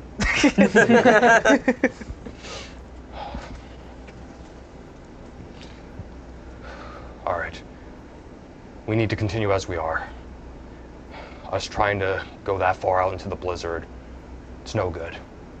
We'd get killed off before we even reach that soldier. It's getting very close. It's starting to reach the ends of the battle, which that's running distance within a few minutes. Okay. Poor soul should have sought shelter. That he should, but knowing how dazed he must be from this bottle. And by the way, the body that you were looking for is Like, right where you left it. Right there. Yep. Just kind of look out and like real quick just be like, well, instead of doing that, he's more concerned with wandering the battlefield aimlessly like a lost spirit.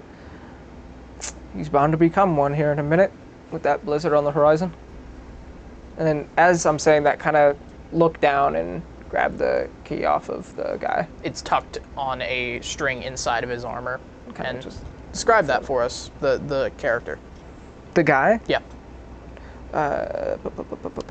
History check. Would I have met this person? No. I don't remember if you fully... I think you did. Hold on. Soldier out. He is a young elf. Oh wait, you did send me it. Yeah. Hold on. Older than you, Yeah. but he doesn't quite fit his armor. 16. 16? That's the fort commander that you met with. Okay. The soldier out stabbing bodies. Am I able to recognize who that, or No. what, or not who it is, but like what faction they are? No? Okay. It's so far off. They're like a speck. Right. So, as I'm kind of reaching down and ruffling through to grab this key, it's kind of clearly obvious that this guy didn't die, like, in battle in the same sense as all the others, like in this horrific scene of, like, fighting back or anything like that. On his... How visible would wounds be on the body at this point, like bruising, because of how long he's been out here? He hasn't been out there much longer than the other ones. So it'd still be visible? He would look like he passed in the battle. He would? Yeah. Okay. So yeah, it's a younger... You don't know anything. He's a younger high elf, and he's kind of on the ground, and he's got a stab wound kind of up into his chest cavity, and he's just kind of got a look of like anguish, like on his face with like bloodshot eyes, and they're starting to gray.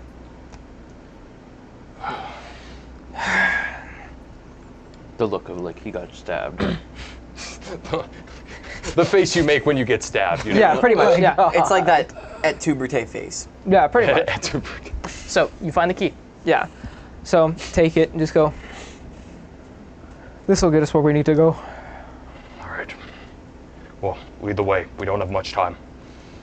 Yes. I'd say we best get inside before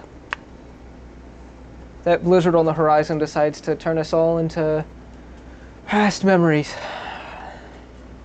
So you exit the chilly room, and at the top of the fort, where you guys entered the ramp, rather than going down the ramp, Flintguard tucks away through a side door that leads to a spiral staircase that goes deep down. You all manage this easily, and there's actually no bodies in here. It doesn't seem like the fighting got in here. No interest, I guess. Maybe some soldiers passed through, but it leads down to a cellar where there are several cells of different types of just where they kept prisoners. It's your prison. And you check very quickly to see just if any of them survived. And all the doors have either been blown open or shots have been rung through them. None of the prisoners that you were holding survived. And you pass by these cells through another series of, you pass through the kitchens, the quartermastery, all of these different areas. Fighting has reached most of them. And finally, you arrive at a less finished portion of the fortress, where a wall seems to have been caved in. And the rubble has been cleared, and there are lamps and lanterns burning. Some electric, some oil, just lighting up the area. And before you, morphed into the stone in kind of a ramshackle way, is a large 10-foot door. And it's got steel barricades affront it. It's got 2 different locks. It has these large girders that make it almost impenetrable to break through.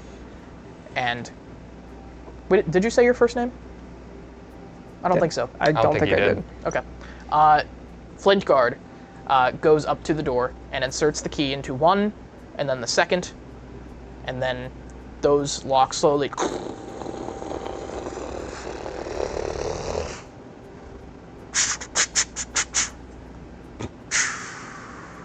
and the door opens slowly, revealing a dusty cavern that is far warmer than outside. You feel it on your face immediately, the contrast between the cold outside. And as this opens, you feel the wind intensify through the caverns, and snow begins to fall down the stairs. Oh, never mind. So, you guys are... the blizzard has arrived at the fortress after all this time. And the door is open. I would assume at that point I'd just kind of be like, deeper this way. The only way we'll survive this cold, down here. Flintguard, this door wouldn't happen to close, would it? It does. I was gonna say you've been through here several times. It's only like girders, right? Like yeah, and bars. you can close it behind you. Yeah. It's one door. Yeah. It'll close, but I don't know how much protection against the elements it's gonna give us. Something's better than nothing. So you guys tuck in quickly as another force of wind comes through, and this is sharper. It bites at your skin. You can feel your skin instantly freezing a little bit. This is an intense blizzard. And you tuck in and you work hard to close the door together. And then as you get it closed and lock the door, you all look around to dust the snow off of yourselves, and randomly, you notice another person has joined you at the very last second.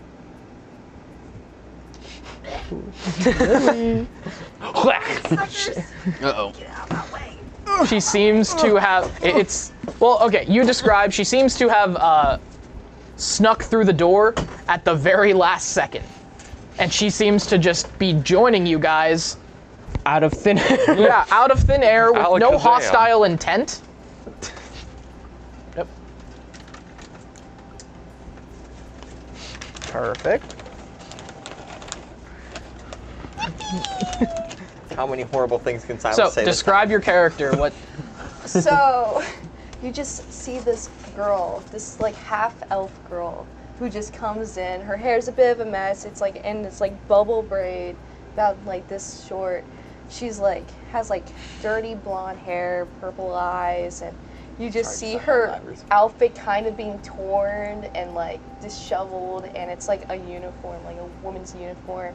And like one of her boot is just like half ripped off, while the other one's just intact. So you just see everything, and she's just like, "Oh my god."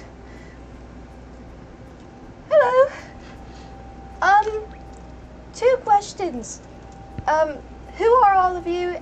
Where are we? And actually, are they all asleep? That's 3 questions actually. Yeah.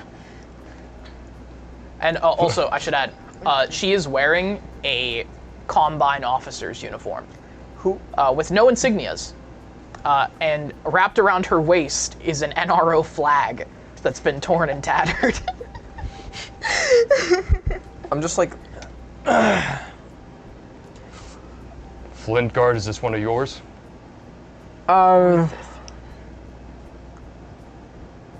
Long story, but she wouldn't harm a fly. Come on. Who is she? All that matters is that she's a survivor. She's trapped down here with us. Ma'am, if you want to come with safe refuge and not freeze to death in the bloody blizzard outside, come on. I didn't think it was that cold, but shit. Aiden, how's she coming through Objective Street? Real quick, like, would I have to do like an investigation to see like any wounds, injuries? You can, if she'll let you. Just like not investigating, just like going off of appearance. She seems untouched. Okay, despite the ratty condition her clothes are in. The only thing that you, the only thing that you like can see is that yes, where her clothes were ripped is that somebody slashed at her, but there doesn't seem to be any blood coming through, and it just seems that her clothes are tattered, her boots as well. Like these are high, like knee-high boots, and one of them is completely torn off, like she described. Yeah. And the only thing that you notice about her is that she seems to be darting her eyes around a lot. Okay, as she's kind of just, I'm like, oh, Madam, are you harmed in any way? You seem to be a rather disheveled condition. If you're using the French, you would refer to her as Mademoiselle. What's that? Mademoiselle. Oh, okay, okay. I think I'm fine. I would like to know where are we? I didn't get that answer. Exactly, what is this place? I'm very confused. You don't know. You don't know what this place is? No, I do not know where we are. Do I kind of see this? Like, as I'm walking, I hear this behind me? Yeah. I'm just going to kind of stop for a second, turn around and go, Ma'am, you are with the forces of the Capital Combine. Seems you're experiencing some amnesia. You're a petty officer. That's all you need to know. Now, come on. Exactly, what is that? I'm Come on. very confused. And I'm gonna start walking while they're talking to her. This woman is experiencing amnesia. I need to. Is there any way I can would I look for maybe blunt trauma to the head? That's your choice. You can look for that. Okay, I'm gonna hearing that. I'm okay. Well, I'm gonna kind of grab her by the sleeve and bring her down to my level and just kind of start examining the head, being Do you let him? Should I let this short man drag me? Stop checking her out. He's like a kid. Just Ma'am. He's Mom, Mom. Like tugging at the skirt. No medical expertise at all. Come, she looks fine. No, but if she is experiencing amnesia, that could suggest a multitude of ailments that I need to see. Ma'am, if you would be so kind, I need to see if you've experienced any blunt trauma to the head, any force damage, something. For your well-being. He's aware of force damage. I do not It's getting understand, meta. but sure. Yeah. And then I just lower down, and I'm just like, I'm like so, I don't know what I'm doing. I'm just like, I'm just kind of what's like, going on? Like, So I'm you kind of looking root around. through her hair a little bit, and you don't see anything wrong. It appears like her hair appears very like silky, but you blame that on the snow. doesn't seem like you were. I just want it on the record. Can I Flintguard's come back up? still carrying on down. Okay. He's just like, I got stuff to So deal you with. carry on by yourself a little bit, just Yeah. ignoring the situation, and then you suddenly see a lantern approaching, and you hear just very soft footsteps coming up the tunnel. I'm just gonna kind of. Who's there? And it pauses for a second. Who's there? Would I know who it is, considering who's supposed to be down here? You recognize the voice. Okay. It is a man named Yemen. Oh, okay. Yemen, is that you, Yov? And he comes around the corner. And it's this, he's in a suit coat, very finely dressed with dust around like his pants and his wrists. He has these very large glasses, and he is a young elven person with dark skin. And he just looks at you and says, "Oh, Captain, yes, we were just coming to inquire. We haven't gotten our delivery." And you guys see this, or what are you doing? Are you guys still on the stairs, or are you down? I would have followed him. And he's just this young person, and he seems to recognize Flintguard. I would say it's safe to say your delivery is going to be postponed for a little bit. Oh, was it the earthquake? No, it wasn't an earthquake.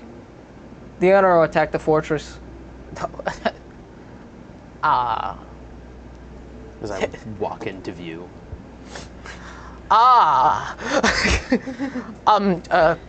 Should we? That's a No. It's a temporary alliance. The professor gave me this in case, and he pulls out a gun. Immediately. As soon as he pulls it, is he just like pointing it like when he brings it out? Like he doesn't exactly everybody? know how to use it, but I haven't. Can quite I like worked out just the grab? Can I safety. just like grab it like by the barrel and point it down? I'm just handily. like, by God, Yemen, you bloody fool! You do that? Oh Jesus, that accent. Tensed and ready, just like Yeah, just like. immediately. Do you want to get everybody killed? You pointed at everyone like that with your finger on the trigger. I'm not a soldiering man. I'm sorry.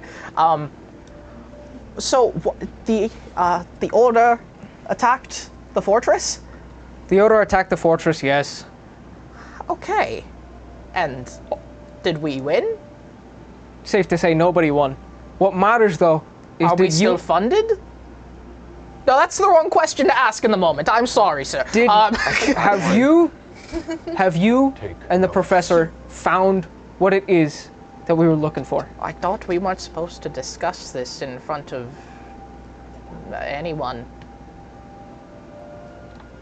You all follow behind. I'm gonna go talk to him for a second. I hand you the pistol back, and I'm gonna say, walk. Do you do anything to the pistol before you hand it back I'm to just him? gonna kind of be like, before I hand it to him and he goes to grab it, I'm be like, keep your finger off the trigger unless you mean to fire it. Yes, sir. And he grabs it and instinctually wraps his finger around the trigger. I'm just gonna grab it and just like bonk him on the head with it and be like, hold on. Idiot. He takes 1 bludgeoning damage. You do it again, I have half a mind to fire it into your foot. Yeah, I understand, Captain. And he doesn't even go for the handle, he just grabs it like this. It's like, and he just adjusts his glasses and then picks his lantern back up. Are we going to see the site and the professor? Yes? I assume?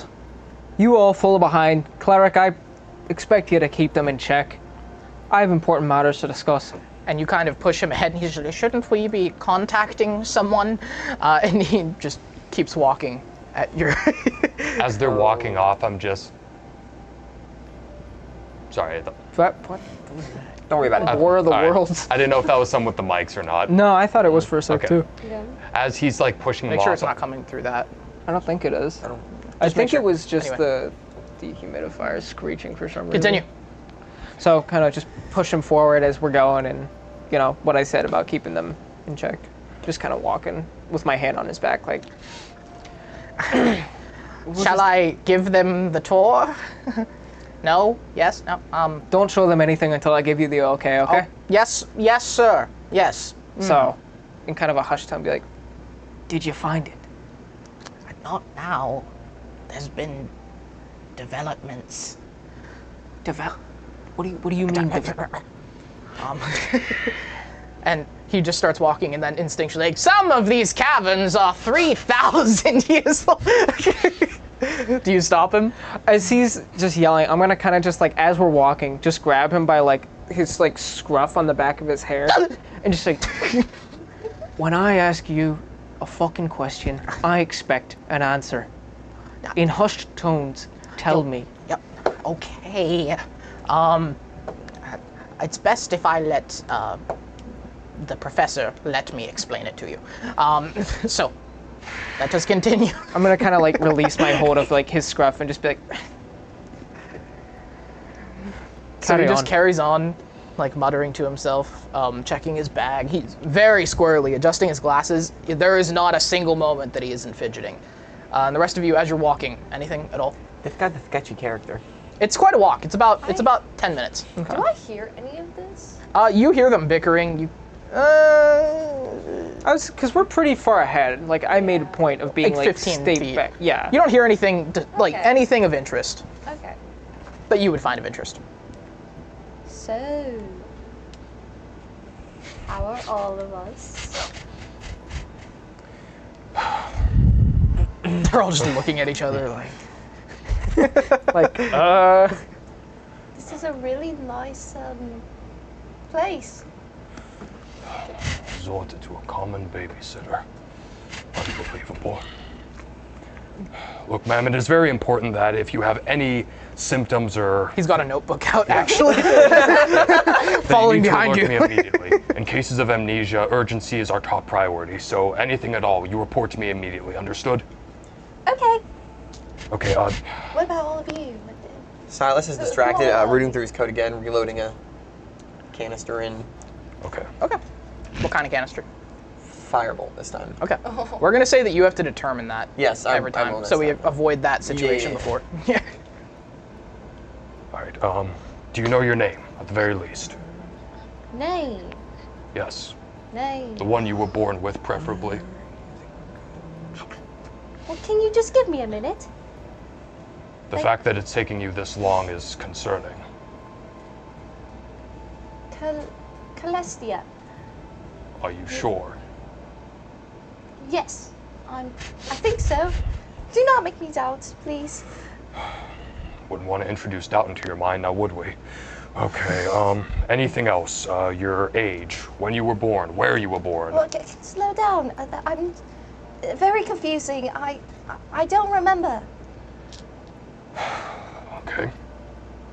My apologies, I shouldn't rush you. Just anything at all that would be of use to you or me that you can remember. Anything. No, I don't have anything. Would I have an idea of like what this may be? Any working theories? You like any form of specific amnesia, just We're gonna do a combo. History check, okay. and then a medicine check.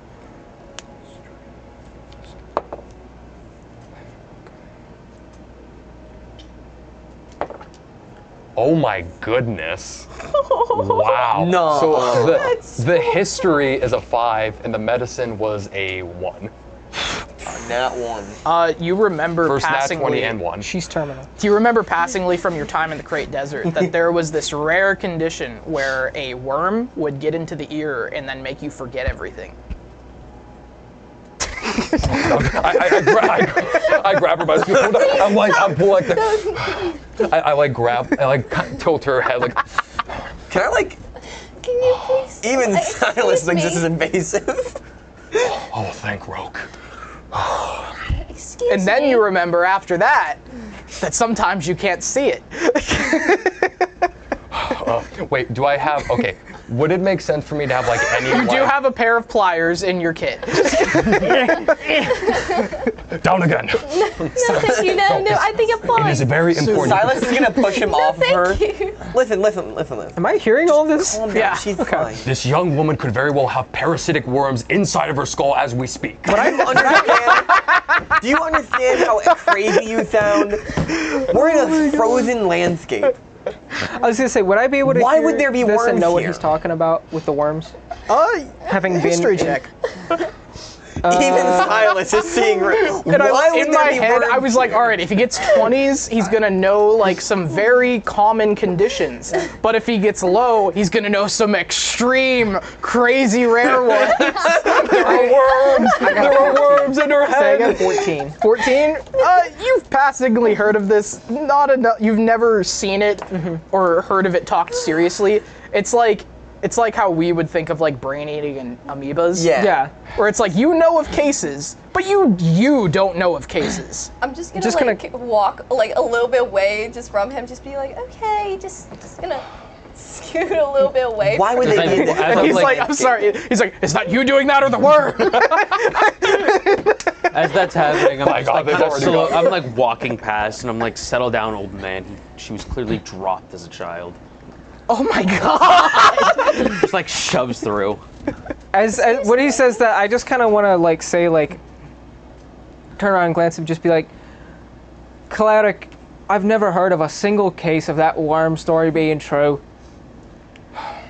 I was in Crate 2. It's an old wives' tale. You mean Crassus? Crate, the desert. An incorrect colloquialism, but nonetheless. Can I stop for a second and just turn around? And Yemen keeps carrying on, and then he realizes that you stopped and are walking back, and I'm like, oh. I'm gonna kind of walk up just so I'm like standing over him Still and look down. with tweezers in my hand. And just look down and say, very like a vial and tweezers. just go, Yes. Snip, snip. Okay. it is a desert. Any of the fools who call it Cratinia have never had to watch a man get swallowed by their sand demon worms. Do you know what the sound of a man's bones are when they get crushed one by one in the maws of one of those creatures? Or the evil chittering of those foul pests when they cut a man in two?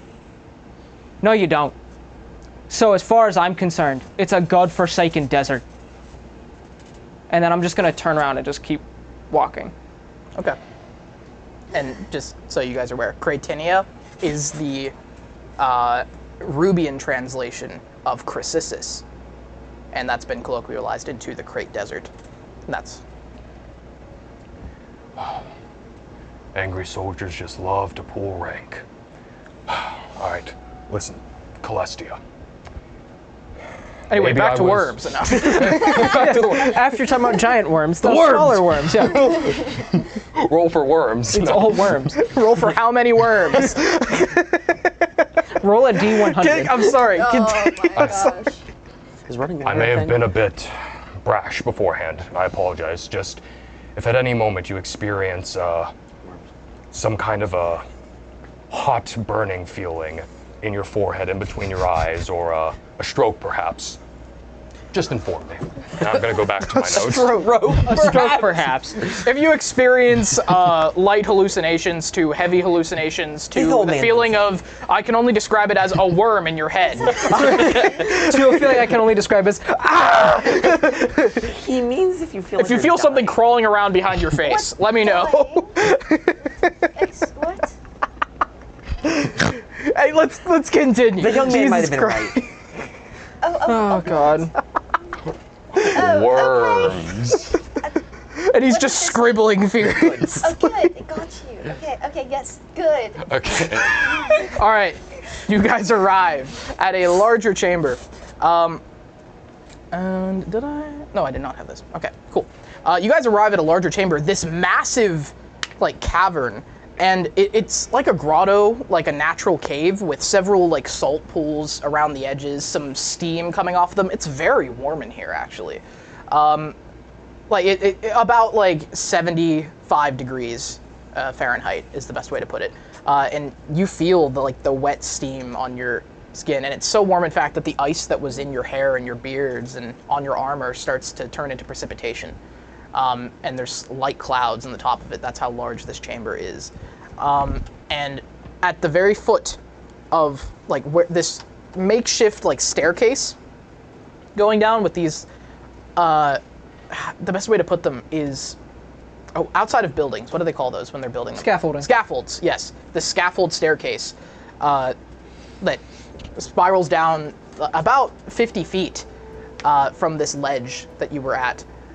To a makeshift encampment that's very well lit, with several tents, about 15 tents, and a workstation with some like baubles going on, some like different laboratory conditions, workstations, stuff like that is the best way to put it, underneath this like little tarp canopy. And none of you have really seen, except you, of course, none of you have really seen anything like this before. It reminds you of a military encampment, but it doesn't seem to be structured with that sense. There's a main avenue leading down that's been like carpeted in like rubber rugs with all kinds of lights around, and along this avenue are the tents that lead into where your eyes are drawn up. Spotlights shine upon it. An enormous cathedralic keep of some kind. This large, like castle-like structure at the front. There are two different like towers that don't have a top. They build into the rock at the bottom and the top. And there's a door at the very center. But you can see very clearly that one of the like tops of the tower have like fallen down into rubble and covered the entrance and several parts of it. And you descend this scaffold, and as you do, Yemen starts saying, Professor, we have visitors and news, and Kit. Can you check Discord as well? Yippee. Yippee. Wahoo. Soon. Yay. So, the gang's all together. Describe your character. You approach her. How do you respond to Yemen saying this? You're at work, busy. Don't even turn around. She'll probably, You sent him up to find out what was going on, and he's back way sooner than you expected. Okay. She just lets out like a really long sigh and visitors? Why do we have visitors? And then like take like a little look around. I'll describe her first. Yep, describe her character now. She has like how's she coming through? She's probably like 5'8" something. Has like a more like golden kind of like lighter complexion. Her hair is really messy. It's like blonde. It has like a white, not white, but like a light blonde streak up here. Your hair a little bit open. Like a light blonde streak through there, but it's like back in a messy ass ponytail, curly, just all over. Scoot over a little bit. Okay. Hi. little, not little, but like little circle glasses that she'll probably like, as she looks around, like push up. And she has like brown gloves on that are probably dirty as all hell at the moment. She'll like look directly at Flank guard. Yep. Captain. Oh, Captain, you. I thought it seemed a little bit more. Yes, I intercepted him. Professor, they have news that they would like to tell you very quickly and now. Go on, I'm waiting. Professor, the NRO hit the fort. Both sides are decimated, but... Huh? Again? What? The NRO hit the fort. Both sides are decimated. Is that what it was? That wasn't an earthquake? I thought it was an earthquake. Didn't you think it was an earthquake? Yes, I thought it was an earthquake. I think you thought it was. That was my that was my theory. Don't let that reflect on The the rambling of professor at all. academics. So, Dear Roke. okay. Get to it. Come on. Get the point. What have we found? Are they in the tent with us? You guys are all like in this open work area, Okay. and it's not like a tent. It's like open sides, like a pavilion, but with tarps. Okay. How far back are they from? Near enough, within 10 feet. All right. And just when you ask like, what have you found? She'll like, her eyes will like, and she has like one more like it's a paler green, but then she also has like a lilac and left eye, sure. Yeah. But she'll like quickly look up to you guys. Just, who are you people? Why are you down here? Yes, I was wondering the same thing, but the honorable captain would not let me ask the questions until we arrived. But yes, I'm also wondering. Because you're not all finding out what we are looking at down here. Please. Silas is gonna reach out a hand to shake. You notice the device. Silas Canan, nice to meet you. You notice the device on his arm and immediately take interest. The device. What's that? What'd you get there? I pull my sleeve down. Secrets. I see. Fine. Nice to meet you as well.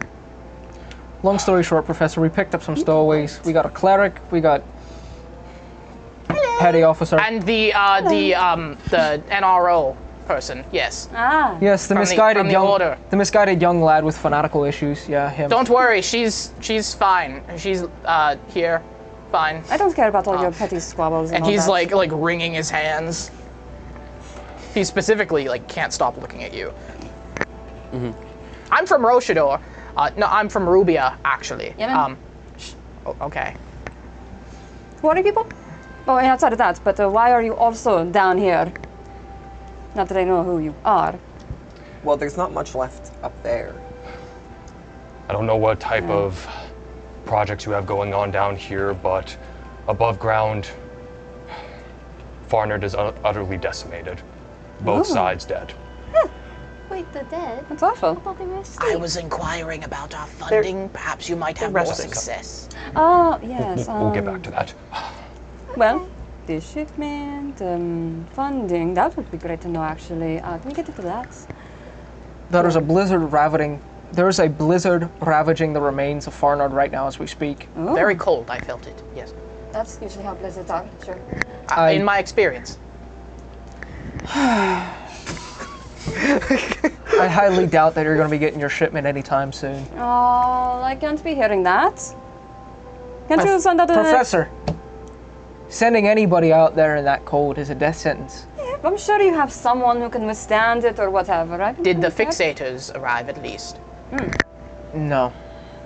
Ah, well, It's kind of hard to get new people into the fort when, you know, we're being besieged by well, we seem to have a lot of new people in the fort. Yes, I found quite a few actually. I don't see any issue there. If we're being besieged by bloodthirsty, misguided proletariats, it's kind of hard to get new people into the fort. He meant no offense. Yeah, Blink guard. I like this guy. You have kept us in the dark long enough. What is it that you have going on down here? And who are you to make that distinction? And immediately you see them, initially they were at each other's throats, but they kind of like even fan their defenses proverbially. out to, like, now they seem like they're protecting something. They seem unified, suddenly. I've provided you warm shelter against the blizzard upstairs. I didn't kill the mangy pup and your sneak thief friend. No offense. When I had the chance. You I hold no grudge to. You're a cleric. You're doing your work. And as for the petty officer, I could have just let her freeze to death, but you know, not much of us left now, is there? I provided you warm shelter, didn't kill you where you stood. I feel like that's good enough compensation. Let me have my secrets. I have a perfect idea. Go sit on the stairs out there. All of you. Please? Okay, that's fine, Mommy. No, no. Oh, perfect. Oh, no. I okay. think I'll stay here. Actually. These are things that, this is very old things that I do not want any of you to possibly break or get in the way of, or Your hands are dirty. Yemen has a point there. Yes. And like looking at your hands, blood soaked. I'm covered in blood. Madam, we are dealing with far more precious things than meager items right now. Too many lives have already been lost, and we have more at stake. It's not our problem. Professor, It's not my problem. may I make a proposition? With the shipment, we also had a new shipment of laborers, and these seem able-bodied. She's gonna like very like clearly squint her eyes and just look over each one of them. I don't know about that. Well, maybe a few of them. If we do not take what we are given, like they said, we may not be getting new hands in a while. And you understand, I'm sure, that we must break through this last something.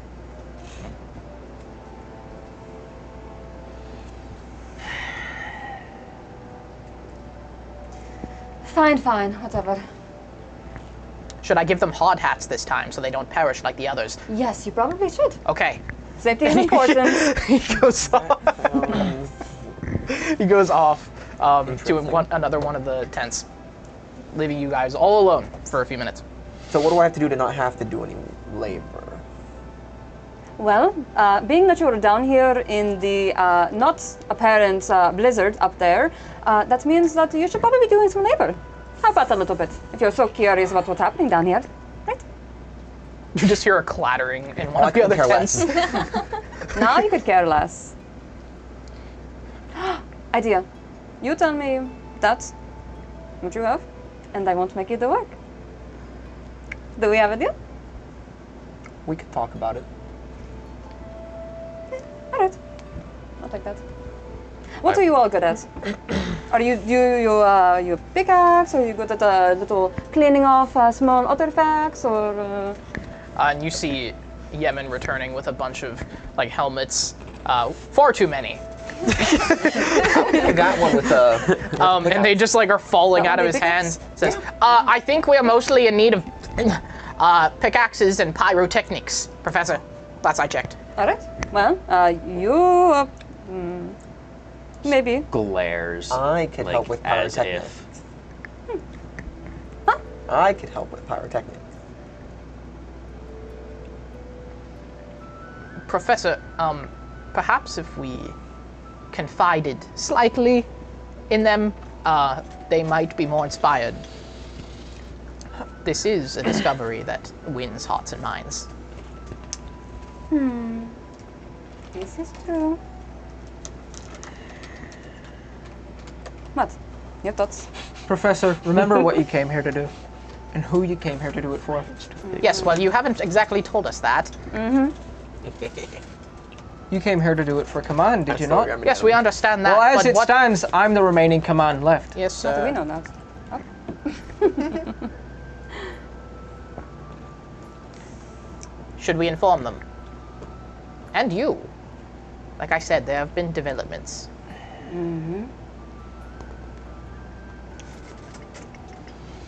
As it stands, all they need to know is that what we're doing down here is important.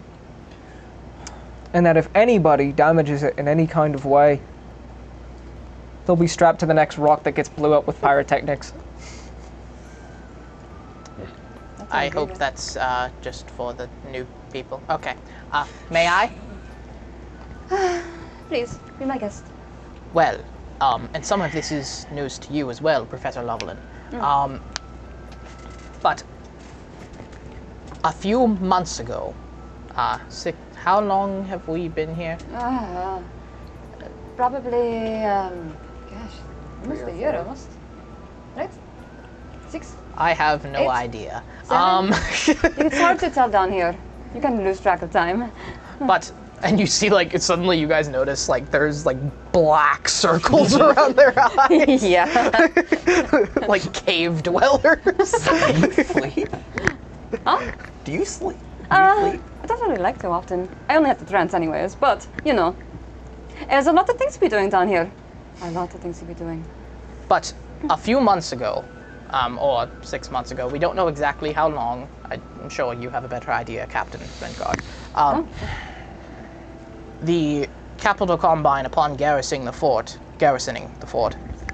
discovered something. You came across the fallen wall as you entered, yes? That is correct. Well, that wall has been standing for an estimate of over 3,000 years.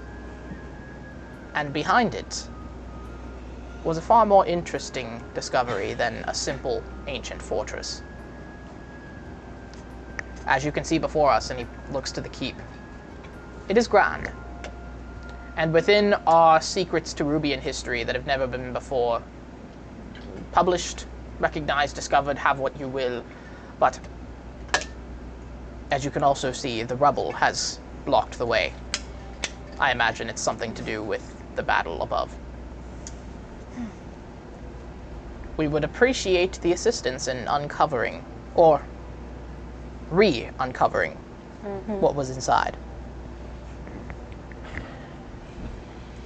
Pretty good. Pardon, but I did not catch your name. Oh, I am Yemen. Yemen. I am an associate graduate student of the College of Rochador. It is in my experience that negotiation is best handled when both sides have an appropriate amount of information. And as of now, all you have given us is that we are here to dig out something. Something very important. Yes, yes, yes. And now you understand as much as we did when we began.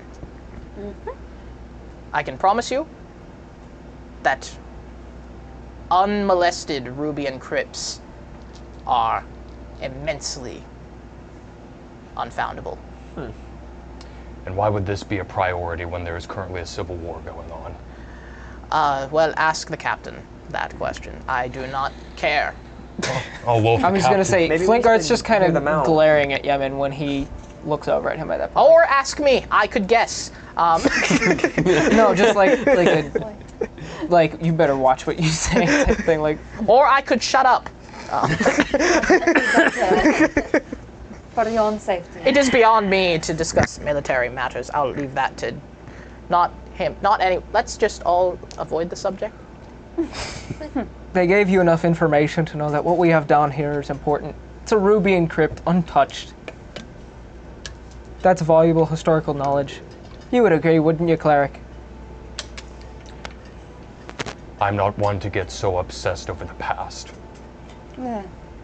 Oh, I wouldn't even think of that. Right, Professor? Okay. It's a joke.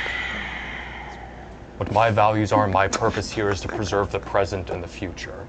Only fools go around picking their fingers in the dirt. So unless you want to share with us what it is that is so important, I will have no interest here and I will go about my business. If we're such fools, you can go back up there. Picking around in the dirt. Quite right, actually. If you have no further use for being down here, could easily go back upstairs to the blizzard. I hope you like Be my the cold. guest. If they are so interested in this, it might be a good idea to help them out. Maybe we'll pay you a little bit as well. For your travels. Never mind. Yeah, no, maybe not, actually. I have a question. So. Oh, it speaks. I'm sorry. he just has no filter whatsoever. Well then, Ask her a question. thank you. Don't pay mind to him.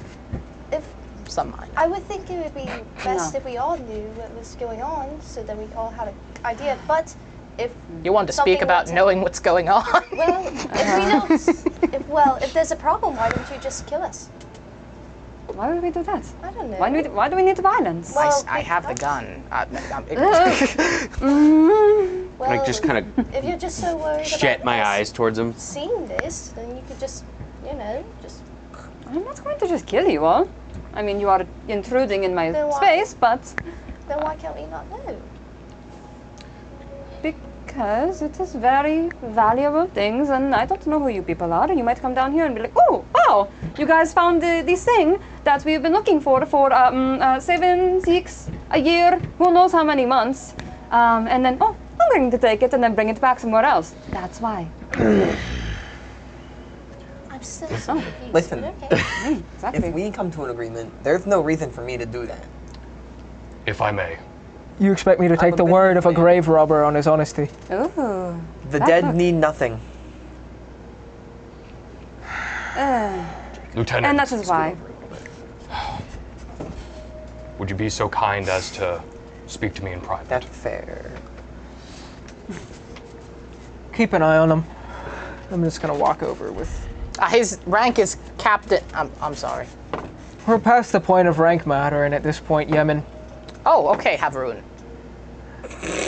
At that point, just kind of stop mid-stride and just turn around and go. Captain. Do Sir? whatever you want. I'm just gonna kind of walk over without saying a word, take my gauntlet off, and just. Okay, not then that put it back hard to on. my assistant. As far as I'm concerned, and I'm gonna just kind of grab his face like that and just check his sides, be like, no long-lasting injuries. Psychological, just off to the wind, I guess. And then I'm gonna turn around and just go, come on. So as we're walking, just... Flintguard, I understand you're a soldier. So you have your orders, and clearly one is to keep a vow of silence on whatever it is you're doing down here. And if that's the case, so be it, I will not pry. But you need to understand my purpose here. And what would that be? As a cleric of the order, I could assume to preserve human life in any way, shape, or form. That the gist of it? More or less. Like I said, I will not pry the specifics. But I need your word, a promise, that whatever it is that we are uncovering down here, it will not put at risk the lives of everyone in this chamber. That includes you and I. Guillaume, was it? Guillaume Vimender, Arch-Cleric of the 26th Clerical Corps of the Tranquil Breeze. Put a hand on your, well, I can't, down the hair like that. Put a hand on your shoulder. Just like, Okay. Keep it off. That's too low. A little bit more yip to it, like a puppy. Put him in the corner. Yep, get in the corner. Right Dunce now. corner. Dunce corner. I knew I'd be pushing it. Alright. So, well, Guillaume, as you heard that bumbling academic over there say, the name's Havarun. Captain Havarun Flintguard of the Capital Combine. So, what I can promise you, as you may have guessed, my orders include keeping tight lips on what's going on down here. What I can assure you though, what is down here is not only for the betterment of the Capital Combine and at the cost of anybody. It's for the betterment of Rubia as a whole. Do you understand? I may wear Capital colors, but I care about Rubia, not self-conceited men who wave their banners so pridefully that they can't even see the men dying at their feet. That's what I care about. I may be a captain, but I was a soldier at one point. Remember that. And then I'm gonna kind of just pat him on the shoulder and be like, we have an understanding? Yes, we do have room. Now, if you wouldn't mind helping me get the rest of these rowdy bunch in line so we can get to work and wait out this blizzard. Oh, well, that will definitely be a challenge, but one I think we can make do. All right, then. Professor! Yes. What? Speak. I'd say it's about time we put this rowdy bunch to work. Fine by me. Each of you take a hard hat, and he starts handing them out. Don't forget to buckle them. Yemen did that the first time. Don't pinch your skin, and then as you buckle. I'm just like watching, just like. So these hard hats, they're like mercantile brand hard hats. They're like they're blue with the roque eagle on the side. They even branded their own hard Like hats. Jurassic Park hard hats. That matches my outfit. Does Pierre put on one, or is he too stubborn? Oh, I'm up to not you guys. putting that thing on. I walk up to Pierre with a hard hat and just... I'm not sure he'd be Prop suited it? for the work, and he points at his leg. You're still like limping slightly. And I'm gonna kind of lean into him and be like, would your pride be so grand that you would allow yourself to die from a stray rock?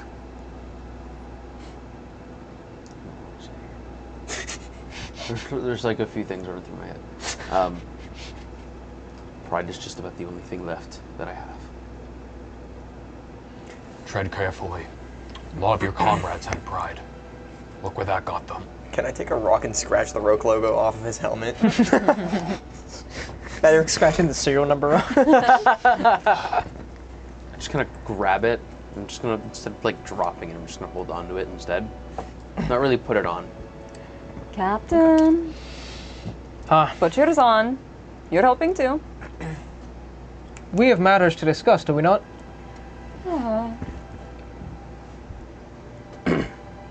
Fine. Yes. We discuss and then I help them with the grunt work. All right. Perfect. I've adjusted mine so that it doesn't mess up my hair. He puts it on, and it looks the exact same. It looks great. The temptation to bully this guy. Does Celestia have hers on currently? Do you see why? Well, I copied you, so. As he says that, I'm going to take the hard hat in my hands and knock him on his.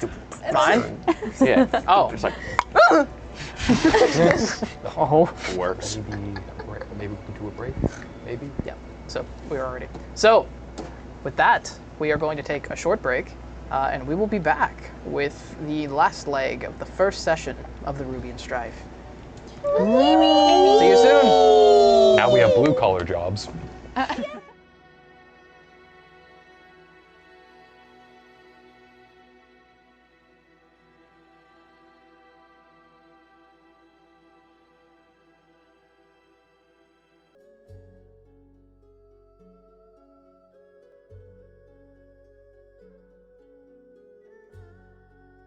Screen.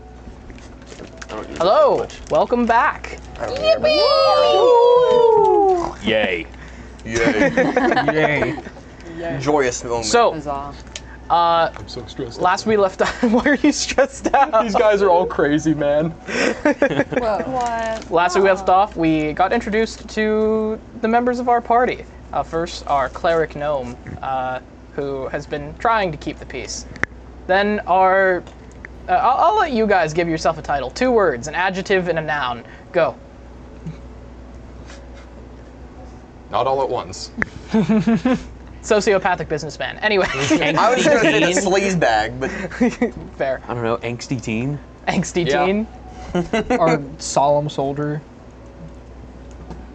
Forgetful lady? I don't know. What do you want me to say?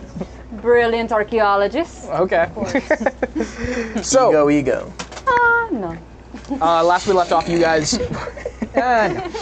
You guys were describing, or you guys were discussing what you're going to be doing for this professor that you've discovered in the crypt beneath the siege of Farnard.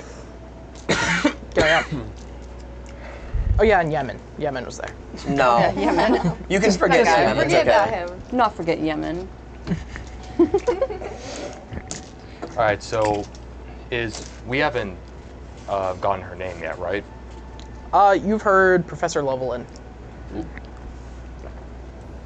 Level what? Lovelin. Lovelin. Gotcha. Gotta take his notes. Wait, is it Lovelin or Lavellin? Lavellin. Lavellin. Lavellin. I don't know why I didn't correct you. I just zoned the fuck out. Just like, So, this arm guard, Oh, yes.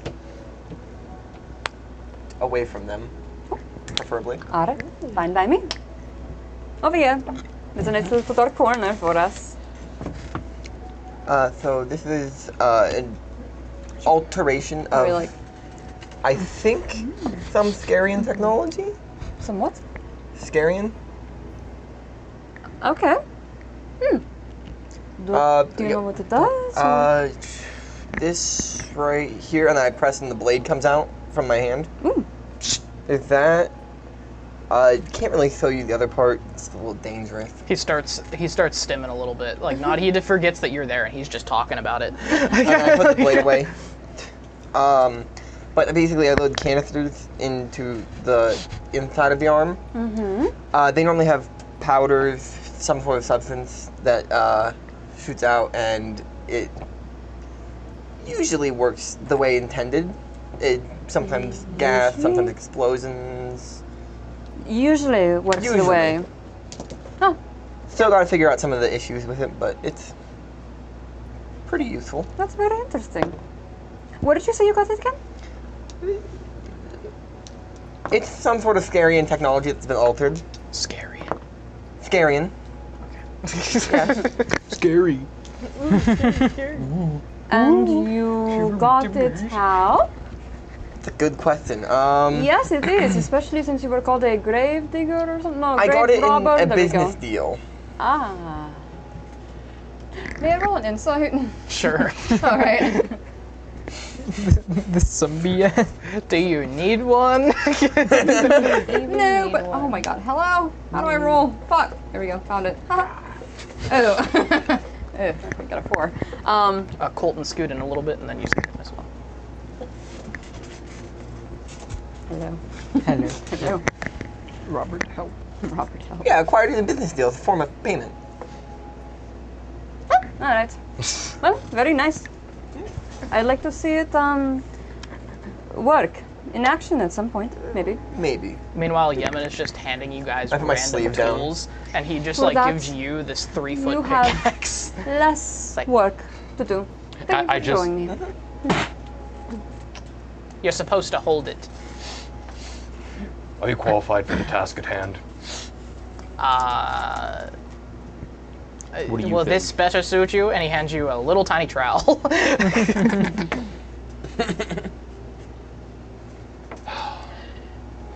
All right, what is it that she even wants us doing with all this?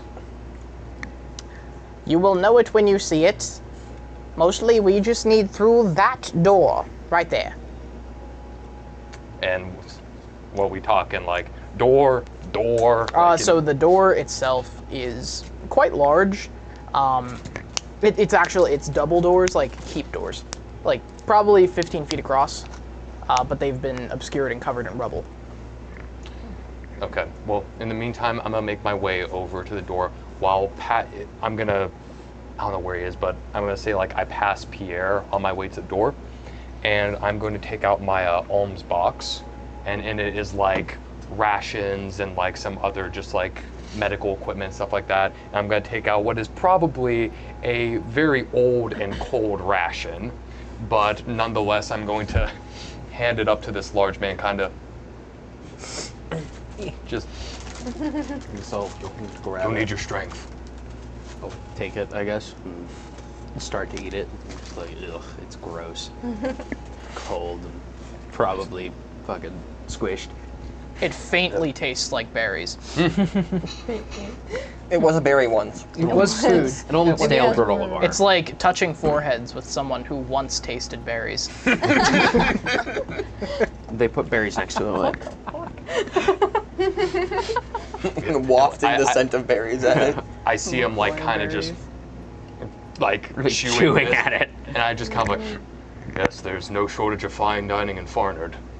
and I'm just gonna kind of make my way towards the door, and take a ration out of your inventory. Yeah. I'll figure that out in a second. In the meantime, I'll be here all day.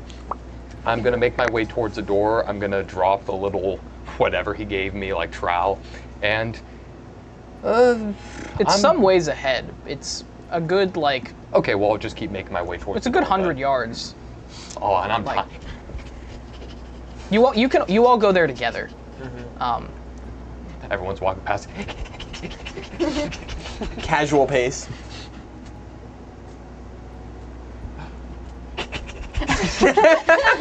I was waiting for it. I'm just gonna stay quiet and let you know. Let him continue to make walking noises. So, you all make your way there, and Yemen points out to the structure. This turret of the keep has fallen down in front, as you can see. We need to get through. Any ideas?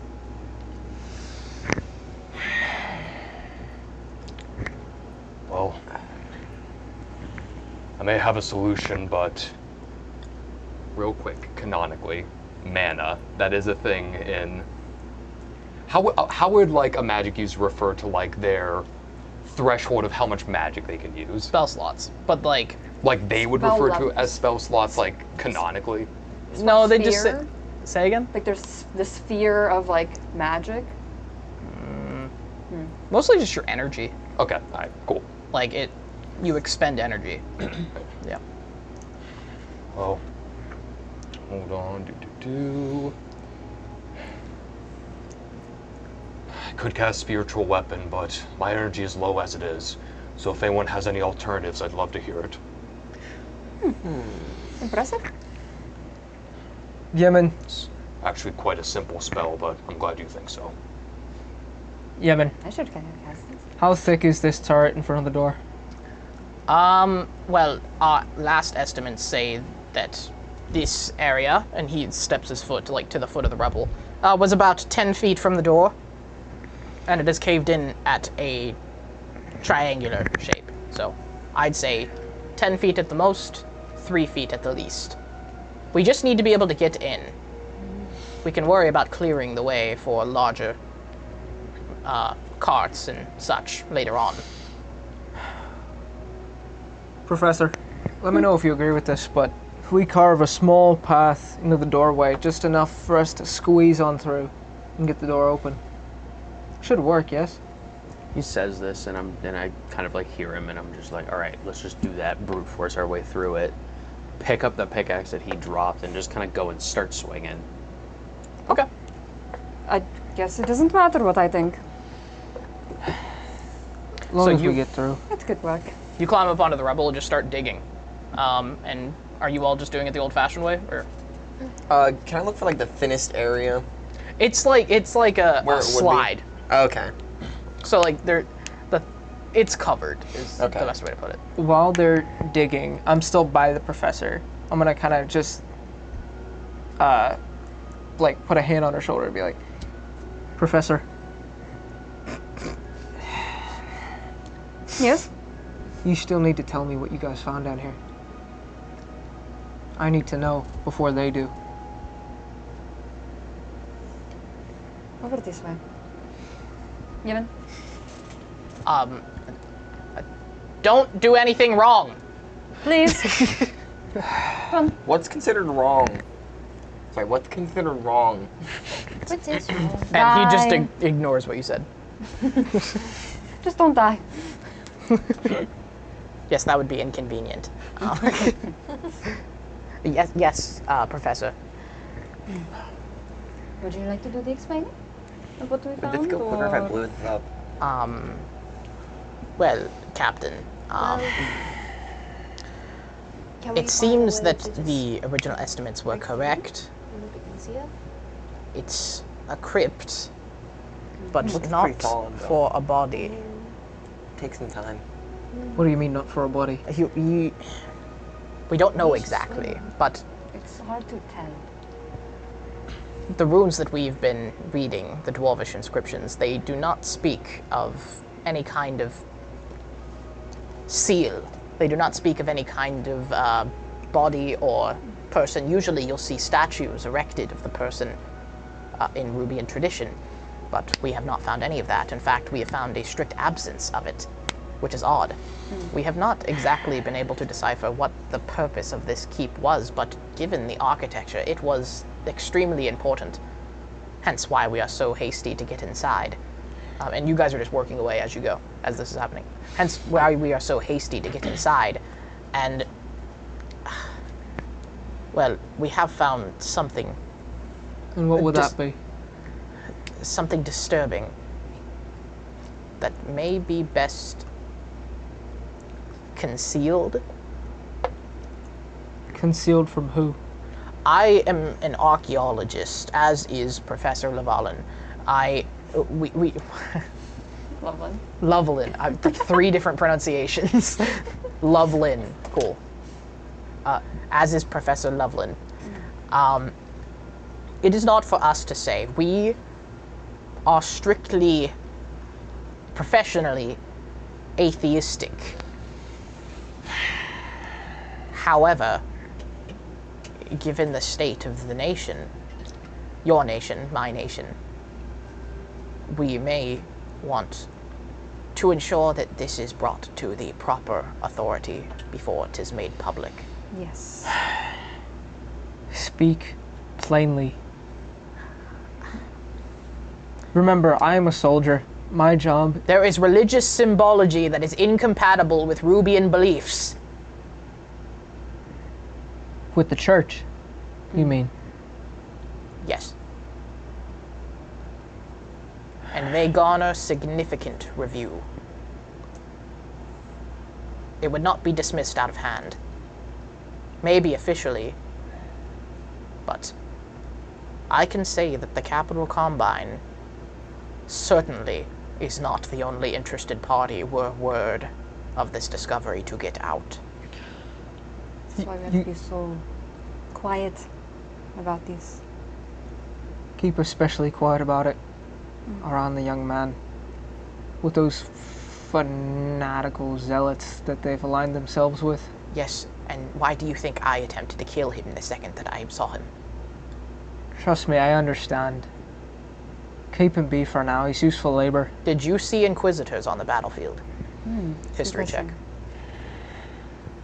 Good thinking, Eamon. I do have a question. While we're working at it, Nat 1. what tools, like, what D&D tool set would be more useful for helping Mason. with this? Mason? Yeah, definitely. Okay, so... Well, I would not be surprised if the Synod took an interest. I think you'll find that it is frightfully affirmative to their beliefs. But we don't know for sure. We still have chambers yet to uncover. There's plenty else we can possibly find. Just what we need. How many soldiers remain? Rock only knows. Last I checked, I was the last one left to command. Saw some figures wandering around the battlefield, but I doubt they survived the blizzard. Figures like... Probably a soldier, if I had to wager. Combine soldiers. I couldn't tell you. About a mile out in the middle of the battlefield. Did anyone see you all come down here at all? Was anyone following you, or...? Save our little petty officer stowaway, I don't think anyone else was alive. We made sure to deal with the prisoners when the fort was lost.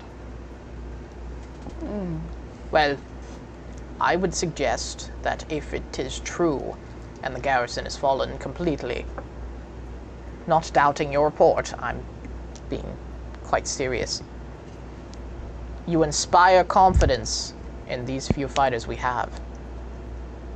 This secret must be protected until it is in safer hands. And it will be a secret. Unfortunately, I agree with you. If what you've told me is true. And you notice that as he talks about serious matters, and he actually has a subject in mind, He locks it. Yeah, he really does. And it's like a different person speaking. kind of, as he's Good saying, gammon. as Haroon's like kind of thinking about it, just kind of like cracks his knuckles and he's like, I'll do what I can to get them on our side. Be ready if things come to it. Especially with the young one. The boy. Especially. Is it possible to get whatever it is that's in there out? We don't know yet. We don't know what is in there, but the inscriptions, they point in a very specific direction. You will see. I do not know if you are a man of faith, but once upon a time, I was. And I can say that if the me that existed then were reading such inscriptions, I would be brought to my knees. Alright. Keep this close. Don't let any of them hear about it. Obviously. Of course. And as that discussion arcs onto that final statement, you hear and who's on top, I assume it's Pierre. You actually have to like hop off as the door kind of like bends inward, and the rocks kind of give way to about a 7-foot gap, and everyone turns to look at Pierre. What's happened? Guess we broke through. And you get the first look inside. And the professor, Yemen, they immediately make their way over with the captain, and all of you drop your tools. What am I seeing? So, you see a chamber, almost like a banquet hall, but the table in the center has no seats, no chairs, no cloth, nothing but a diorama of some kind leading along the horizontal axis. And as you walk in, it smells dusty. You can't see, it's completely dark, but you can see with the light coming in from the chamber that there is something on the table, and you can't see exactly. It's like dim near the door and then complete blackness. I guess I'll pull out a torch. If I would have one. I think I would. Okay. And as you light it up, you hear from outside the door, the light shines out, and Yemen says, "No torches! You might burn something! The smoke is damaging to artifacts! Clean light!" Hearing this, I go forward, and I actually have a spell just called Light, that if I make contact with an object that is bigger than 10 feet in any dimension, it radiates a glow for 20 feet and then a dimmer light for an additional 20. It's no bigger than 10 feet. No, but I was about to say, was like, the entire keep, the entire mountain, I was about to say, the world! The only reason I knew that is blasting. Okay. Guillaume makes a new sun. Okay. Much smaller. Brown dwarf. Are there any, like... Okay, tell you what. I grab, like, a reasonable-sized rock from, like, the pile that... You grab a stone and you light it. Yeah, and just, Yeah. Grab his head and light it. and it just emanates, like, a green glow, or Okay. a yellow glow. What's the marching order? Who's going in? I was I'm gonna in say, front there. Yeah, front. I would imagine the people at the rubble would probably be Yeah. taking up the So front. probably I'm gonna go behind him. Probably. So Guillaume next, or you next? You next? Mm-hmm. All right, and then Guillaume. Quincy might like end up pushing through to the front. Yep. You guys are a good go like see. 30 feet away, so they've got some time in there before you get there. Yeah. Dare you? So New light. this light emanates in this soft white, blue-toned glow, and it spires out in these shafts. And what you see is, like I described, the table in the center, or not really a table, it's more like a protrusion of the floor. About 3 feet high, like table Looks size. like an altar. Kind of, but it's long. This room is enormous. And so what you see at the head of the chamber is this kind of, it looks like a map, is the best way to put it. Like a stained glass window without the glass, but in stone. And carved all around it are these spiraling rings of dwarvish runes. an ancient inspiration of the Rubian dialect.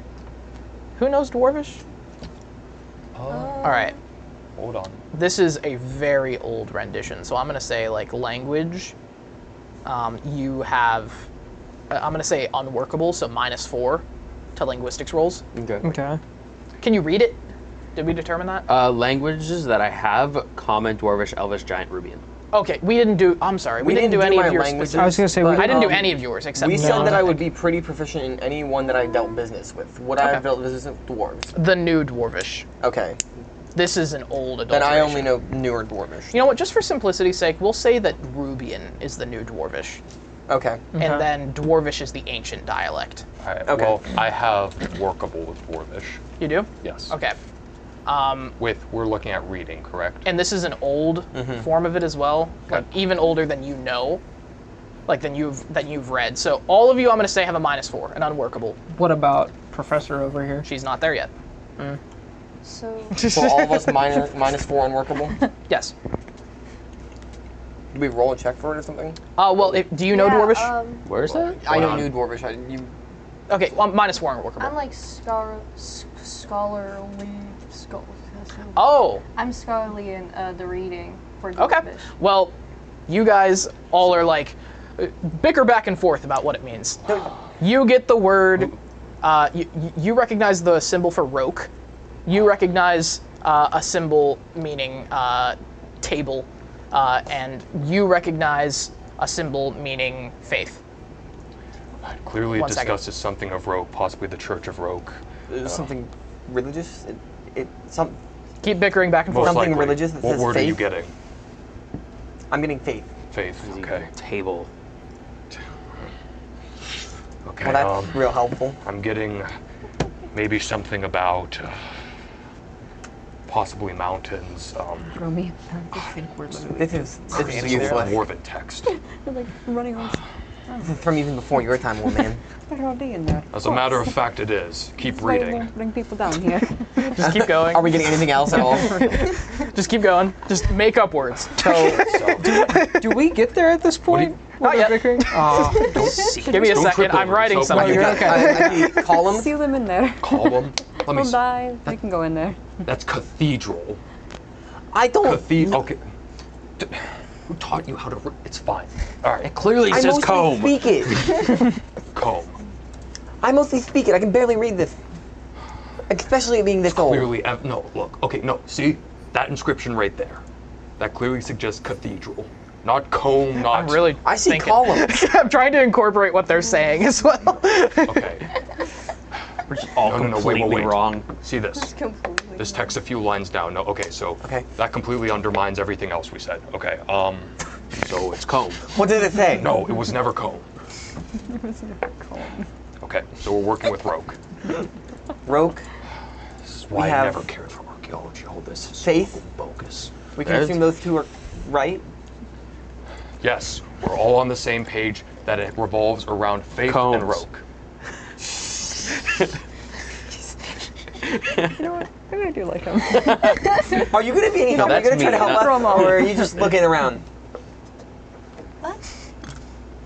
What are we She doesn't even Don't know. talk to her yet. I don't think she can read. Give me a second. She's off on her own.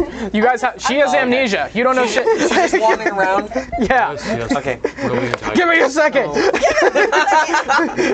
Didn't prep this during the break. I did not. He didn't prep this ever. Yes, So- yes, Think brilliant about it. idea, Silas. Ask the woman with dementia whether or not she knows how to read this. She knows how to speak, so maybe she can read something. I don't know. Not getting anything. River. This one there. Wait, no, that doesn't say yes.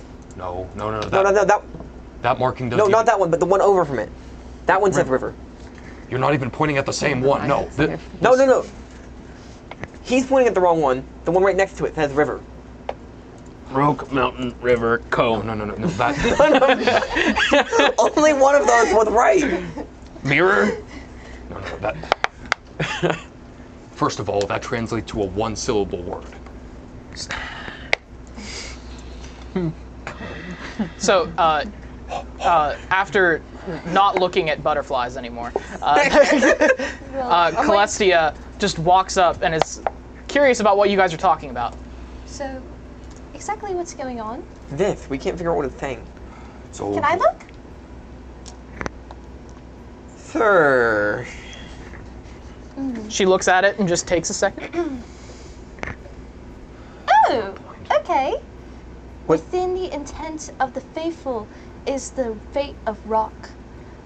The day will come, the truly faithful must comb the land, the new Rubia, and root out the faithless, and hatchling stirs with the eagle's death.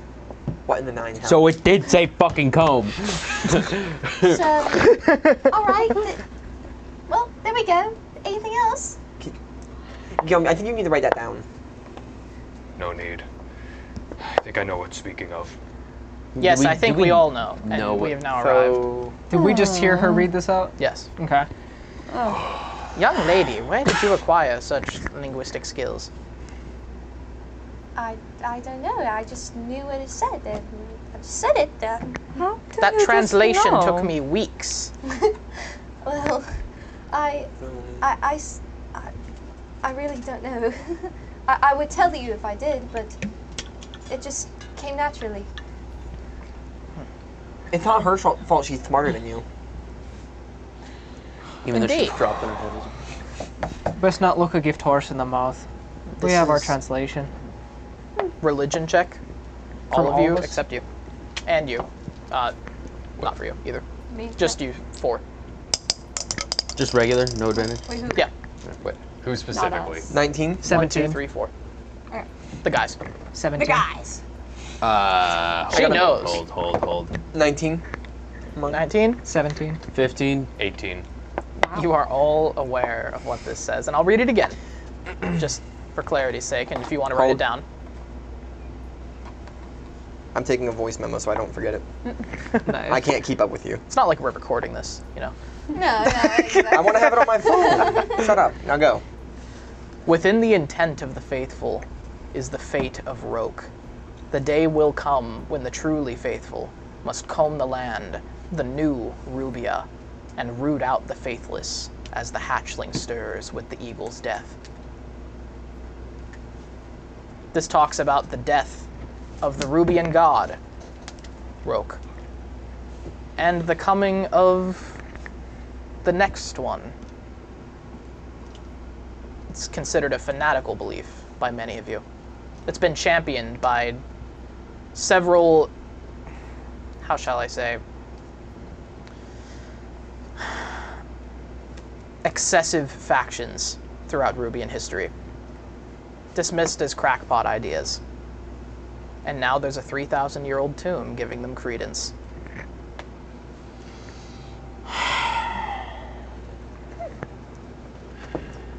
That's the belief of the NRO, right? The NRO, so to your knowledge, has aligned themselves with the transformed Synod of Roke, now the Synod of Zephyr.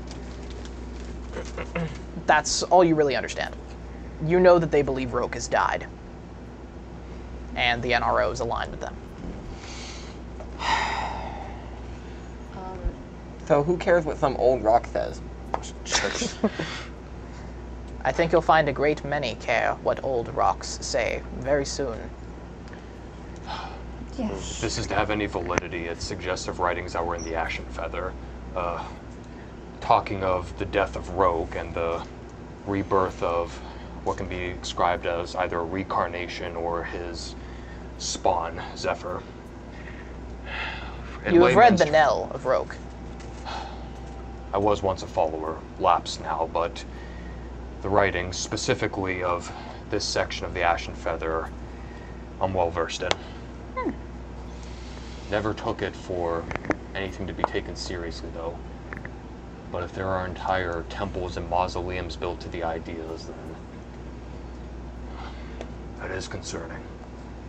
And he takes to the diorama in the center, which I did not describe. That was up on the wall. Okay. And he looks at this diorama, and what it is, it's think of it like those like runic storytelling things that like Egyptians would say. And it begins. Hieroglyphics? Yeah, well, not hieroglyphics, more like paintings. Okay. Like depicting events. So, it begins with the eagle flying high, the blue eagle, who you recognize to be Roke, as he is depicted in many different,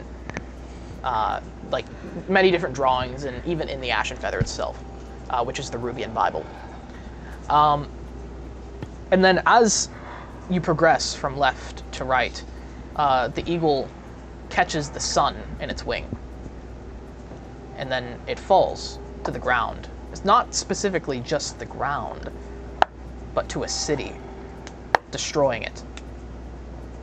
And within the eagle, or it's rubbed out, it's not entirely certain, but from the eagle or from an egg, it's symbolic, emerges a fiery, phoenix-like bird. And they make note to put the sun on, what would it be if it's coming from the east? Or it's from, does that for mean west or east? I forget. Rises in the east, sets in the west. Hold on. West wind, yes. Good job, Boy Scout. Yeah, I'm sorry. The sun is on the side that would correlate with the west. I don't remember which. But suggesting that this eagle is coming from the west somehow.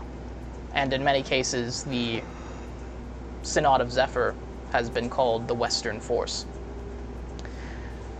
And this cleansing light emits from the phoenix. And then you see black silhouettes of people cowering before it.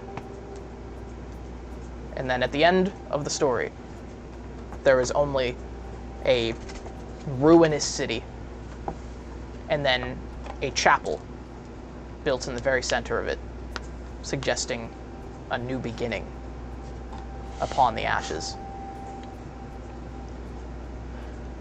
It's disconcerting. You don't need anyone to tell you what it means. More fanatical diagrams. Great. What? Pierre.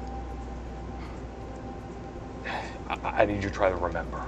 Were there forces joining alongside the NRO on the attack to Farnard? They would have wore different markings, different colors from you. They would have been all women. Would I know this? History check. Advantage. I was there. That is a 17. Yes, you remember them. They wore this silver with the silver armor with this like teal tint to it. They wore silvery armor with teal, and yes, they were there. You've never seen them before, but you've heard tell of Inquisitors. Would I of the also- Synod of Zephyr. Who are Would they? I also know Yes. this? You have seen them before. Do I know like what they are, or did I just like know that they were there? You saw them in your camp, No, couldn't give less of a shit, could I? and they looked very different, so they stuck in your mind. And they were some of the few women on the battlefield. Fucking Inquisitors. Warrior nuns. Heretics. Those who wish to disrupt what's left of our nation. They'd For say their the own same self-righteous about you. And now this to give credence to their already batshit beliefs. Regardless, if any survive the avalanche, we know where they'll be good. Wait. The soldier out in the snow before the blizzard came. History check. Disadvantage. Thought you said they were nothing. That's a 6. You remember an especially bright glisten from their armor. I can't know for sure. But given how the light reflected off their armor, could have very well been one of those Inquisitors. What is that? And he points to the bottom of the inscription. And there is a wall. He grabs your stone, like, with like permission basically, and like runs to the wall. Professor! Professor! Yes. And Go over there. there is a small hole where like you don't know how he saw this. He has good eyes, but there's a small like hole chipped in the wall, and he immediately like shines the stone and puts his eye. What is? We need to get through here. Okay. Carefully. Yes. We cannot collapse the wall, but do any of you have some specialized doodad or something? I don't know. I think I'm able to get through. We knew that there'd be new chambers. That's why we Slowly needed pick the up supplies. It must have been loosed in the avalanche. Let's be careful. Like a door? Yes. Or like A wall. As much as I'd like to just blow through the wall, I It's know, literally whatever. a stone wall I pull my bag off. where like a few of the cobbles inside of it fell out, Do you probably during the battle. think I can look at it? Okay. Hold on. No. No. No, No, I'm you not can't allowed look to. at it. I can't look at all. Dude, is that in a here reference? Yeah. the here reference? Hold on. Vaya's the Can wind. you see? No, you're not. Hold on, sorry, let me shifting. just The spirit look of Nahir. exactly. The stars. Because So, I haven't. real quick, as you're figuring this out, shifting it. I'm shifting it. what's his name? Yemen. He darts away like very quickly, and he like comes to you and says, "Watch them. I'm going to go get the camera." He runs like literally sprinting, like back to the camp. Run, white boy, run. Because I have an eye for detail. Okay. So I can Yeah. like, so if there's, it's like a bonus action for like a perception check to see like any hidden creature or object, to like, or to make like an investigation check to uncover or decipher clues. Yeah. Look, eye for detail. Yeah. Use it. All right. Do you want me to do a persuasion? Not persuasion. Oh, sorry. Persuade the wall. Investigation. Investigation. All right. Open sesame. Investigation. Just smacking the A wall. lot of Please, masonry please, please. abilities this session. So I have masonry absolutely tools. right. Something we didn't remotely touch in the last campaign. That sucks. 14. 14. Yeah. You can. You don't notice anything like more than anyone else does. It's a wall. It's fragile, and you want to get through to the other side without collapsing it. Okay. So Silas is gonna put his bag down and rummage through it and pull out his masonry tools. Okay. And I'm gonna take a hammer and start tapping it like sections to see what would give too easily to collapse the wall or anything. Okay.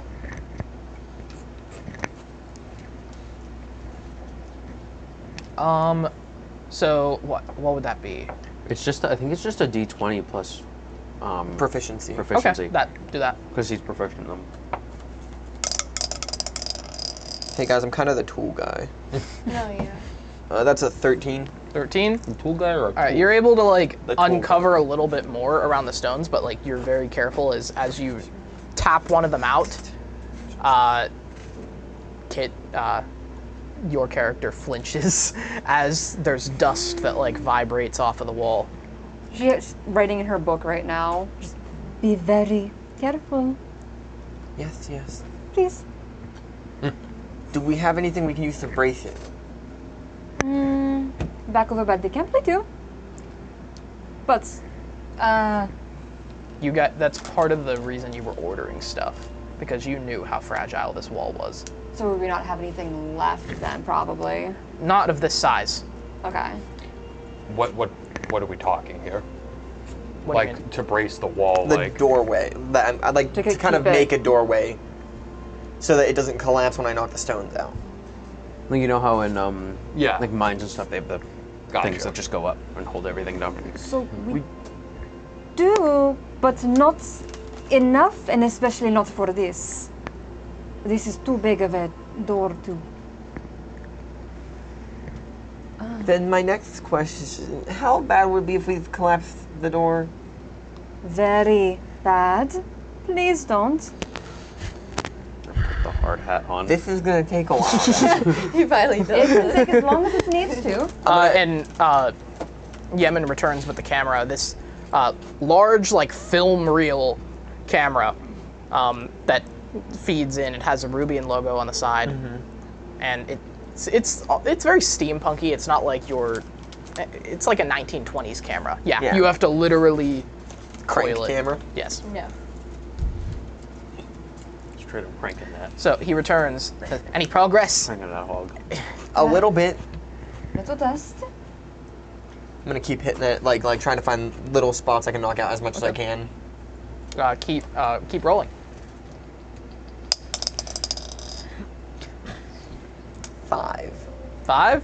Is there any Oh, way I boy. can like kind of give like assistance on like from prior knowledge on like where No. would okay. No, the help wall action. is so unstable. I have an idea. I mean, I already rolled that one, but You knock out another stone, and you didn't expect it to come out, and it just. can I cast mending on the section of, like, a section of the wall around where I'm hitting? Sure. Okay, so I'm gonna, like, how he would do this is... It's like a Lego builder. He takes out, like, these little vials from his jacket, and it's kind of like a liquid, and I'm, like, spreading it across, like, a doorway-ish shape. Okay. It's just actually putting spackling on there. Yeah, it's basically, that's exactly it. Okay. And Yemen goes, oh, wonderful. And then he takes the camera, puts it up on his shoulders, and begins rolling. Get us through. Okay. I'm gonna tap it just to check to see if it's a little bit more sturdy in the spots I covered up. Okay. Nothing giveaway. You gotta roll with advantage. With advantage? Yes. Okay, that's a 16. And that's a 4, so 16. 16? Yep. All right. You are able to tap, and as you destabilize the stones within the area that you've isolated, the rest of the wall seems unhindered. Okay. Mm-hmm. Okay. I'm gonna keep going, try to knock some out. Okay. Well, you don't have to. You're able to work freely now. Okay, I'm just able to work freely now. Okay, cool. Dispense with the tedium. And finally, you do one more ting, and it just the doorway. And Yemen advances in. And thank you. He goes first, and he gestures you to go ahead with the light.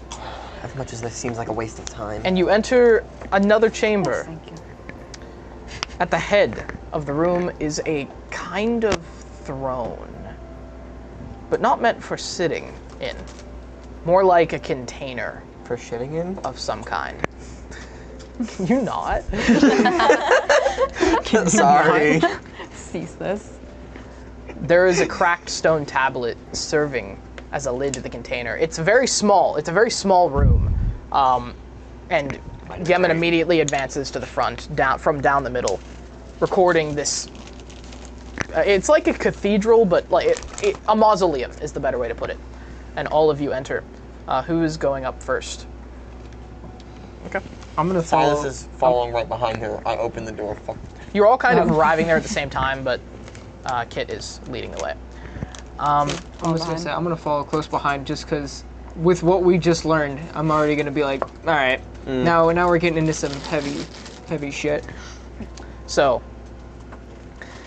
upon the container, like at the head of the room, there is a cracked stone tablet serving as a lid. Note that it is cracked. It's unsealed, whatever is inside. But upon this tablet, split in half, is an inscription in ancient Dwarvish. So, Professor, you try your hand, and this is what you are able to decipher. Check your chamber. Okay. Understandable. Should probably like go over and just kind of almost touch it to like brush a little bit, reading it. The word of my words, the final Neil. Nell. Nell. Who's Neil? Some professor. Bringing out the totality, complete of my legacy.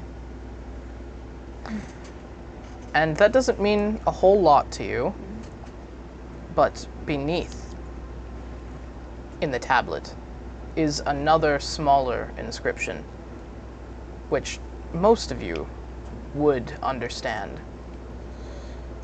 In Dwarvish script, it reads KDR. And you know those initials all too well. The Rubian prophet, Crescender. And under the cracked stone, you see a well-preserved, but desiccated, journal within.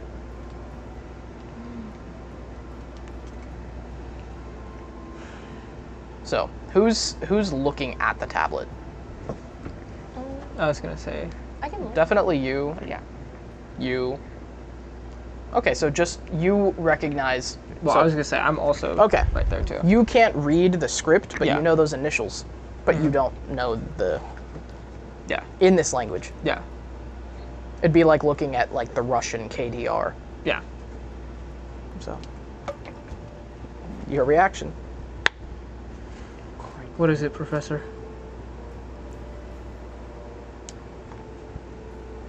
Well, I believe it might be a journal of,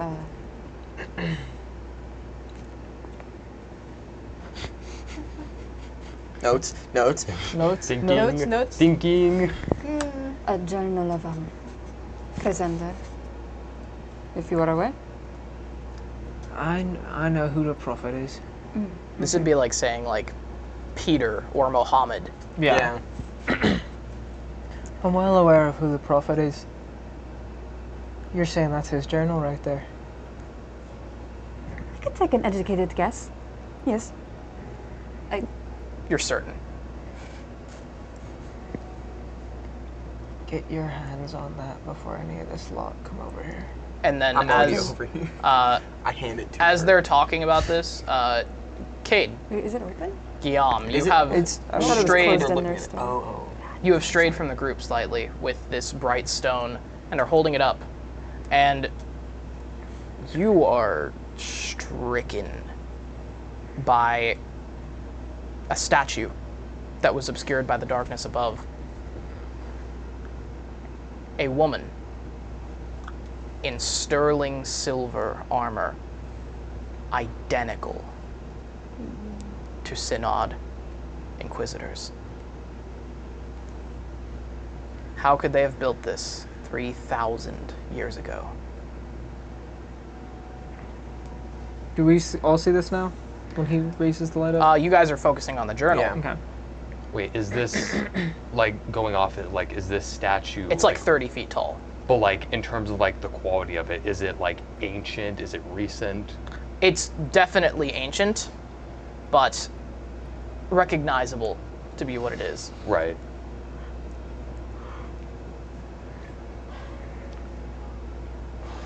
Professor, come look at this. Yemen. That is an Inquisitor, Yes, Professor. from a statue that most certainly predates them. By lot. And do you take the journal? Yep, she would know. So it is light in your hands, far lighter than you expected, but the pages turn with ease, and you all see the journal. Any inquirers? Keep them away. Well, I look at this. As you read, you don't read the whole thing nearly, but you quickly recognize that these are musings of the prophet, actually written by his hand. And toward the middle, as you flip, begins a familiar chapter to you.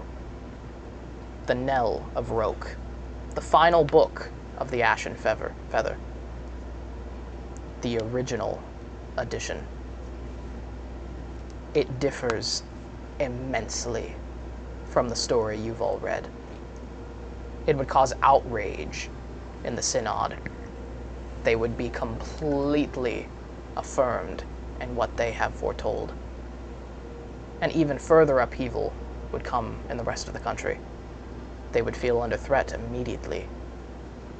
And certainly whatever faction holds such an incredible and expensive artifact would secure a greater claim of dominion over the Rubian identity. What to do with such an item? Of course, only you understand this at the moment. But eyes are drawn. Professor, what is it? I can't see. Let me in with the camera.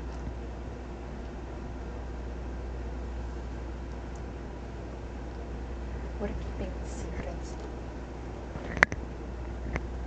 And he puts down the camera and starts to take the film out. Thank you for your help. You've all been a pleasure. And it is what? I think we were promised payment as well. Well, once the shipping comes. That you didn't say that at the beginning. Kind of guiding over across the room, I see the tablet with the KDR on it and recognizing what that means. Professor, what exactly did you find here? Just a very old journal. It has some ramblings in it. Ramblings. Would I have noticed, like, the closing? Oh, yeah. Like, while he's It trying was to film? loud. Yeah. Yemen was going in with the camera. Ramblings from one of the most prolific writers of the Ashen Feather. It means nothing. Yemen, after taking the film out of sure the there's camera, more. has it tucked under his arm and runs over to you and takes the film. Professor, we're leaving. And stalks out the door. I'm gonna stop him Cover before it. he can leave. Yeah. Okay. Just kind of like grab him by the end of his shirt. Let go. Answers. Unhand my assistant. Now. I believe we are entitled to answers. Let go! We don't need Are to you resort pointing to it at him? violence. Yep. I'm drawing my sword. I'm just putting it right near you. I go, I'd drop that if I were you. Well, Let the man go. He's a poor fool of an academic. Let him leave. And this is why we want to bring people down here. I have him by the back of his shirt, not Do the you I know, want to see okay. this thing Yeah. fire twice? And he's like, This one's a lot more deadly. come around. You All of would you, destroy let's one. go. You don't understand what you're You dealing drop with. yours, I drop mine. Young man, let me go. Professor, if Do you you not do change? not reveal to us what you just found, this is going to get awfully messy. Do you not change? Unchanged. He did. You would come to blows in one of the greatest archaeological finds of the past 1,000 years because of your ill-foreseen curiosity. You can't think of the bigger picture at hand here. You think I can't see whispers? I think you're an ignorant child, still suckling at your mother's tit while I was still fighting Speak wars. nothing of my mother. Or what, boy? And I just rip him down before he can do anything. Immediately hits the fucking floor. And he looks up at you and Can I cast a spell? A fool's errand, I just kick him in the head. okay. Ugh. And he's actually knocked out. Is it, can I cast a spell? Yeah. Because I would like to hold person either before that happens or I guess if I have to wait after. After. Okay. Yeah. He knocks out Yemen, and he still has the film in his grasp. And then cast hold person. What is the check for that? Oh, a wisdom save. Wisdom save? Yeah, same. It's 13. That's a nat one. That one. Damn. All right, so you arrest him immediately. stop? There is no reason to be fighting. Also, I'm looking at my assistant, really? Really? You two, stop as well. Put everything down. Please? Like I said, you drop yours, I drop mine. And then we're gonna sheathe them.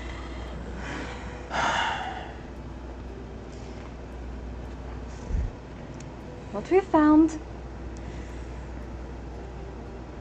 as Yemen has said. Are you trying to get out? I mean, I'm just kind of stuck. I don't think there's a save after it. I'm just stuck in At there. the end of each of the turns, you make another wisdom save. Okay. I'd say it's been since 6 seconds. Yeah. So like you could probably get out of it. 7. Okay. No. You can see him as you're talking. He's just, My wisdom is Keep that in mind.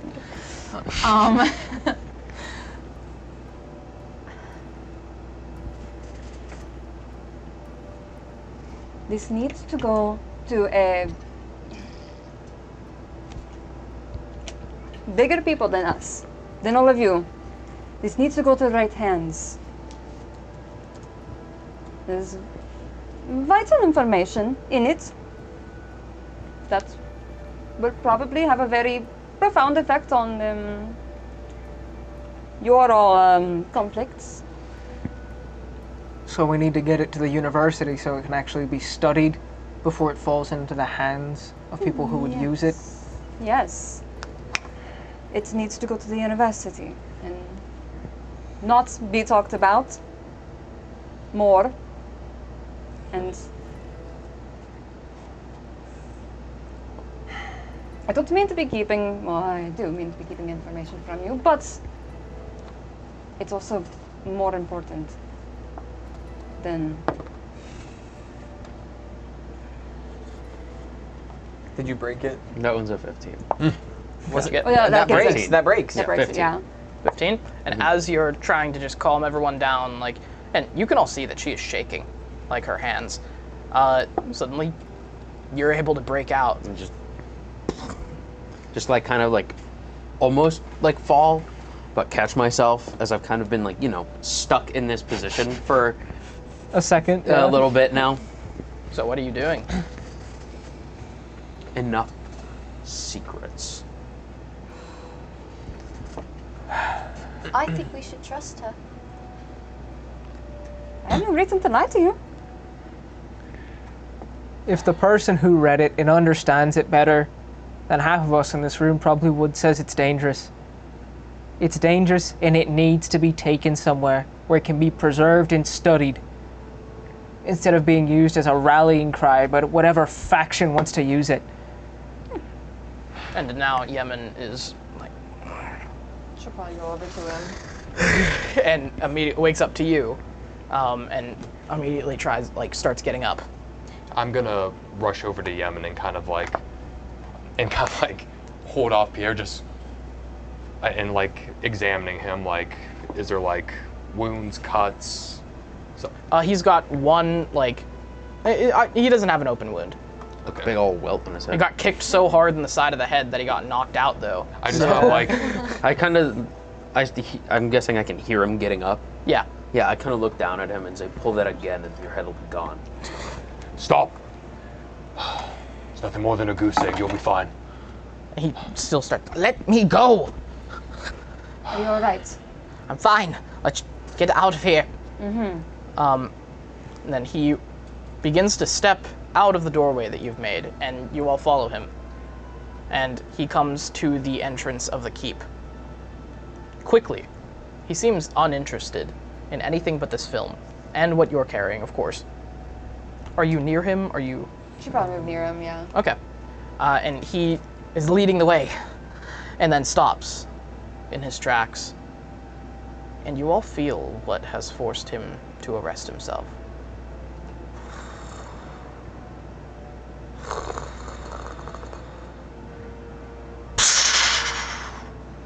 You hear a large boom from the entrance that you had came through earlier. And then soon after, the chilling winds, and in the light by the scaffold, the snow. of the outside blizzard. And that's where we're gonna leave off. Oh, okay. So, thank you for watching this oh so very special and premiere episode of the Rubian Strife. I'm gonna throw up. Oh. This is too much for my old heart. My old heart. Well, bye-bye. Bye. Bye.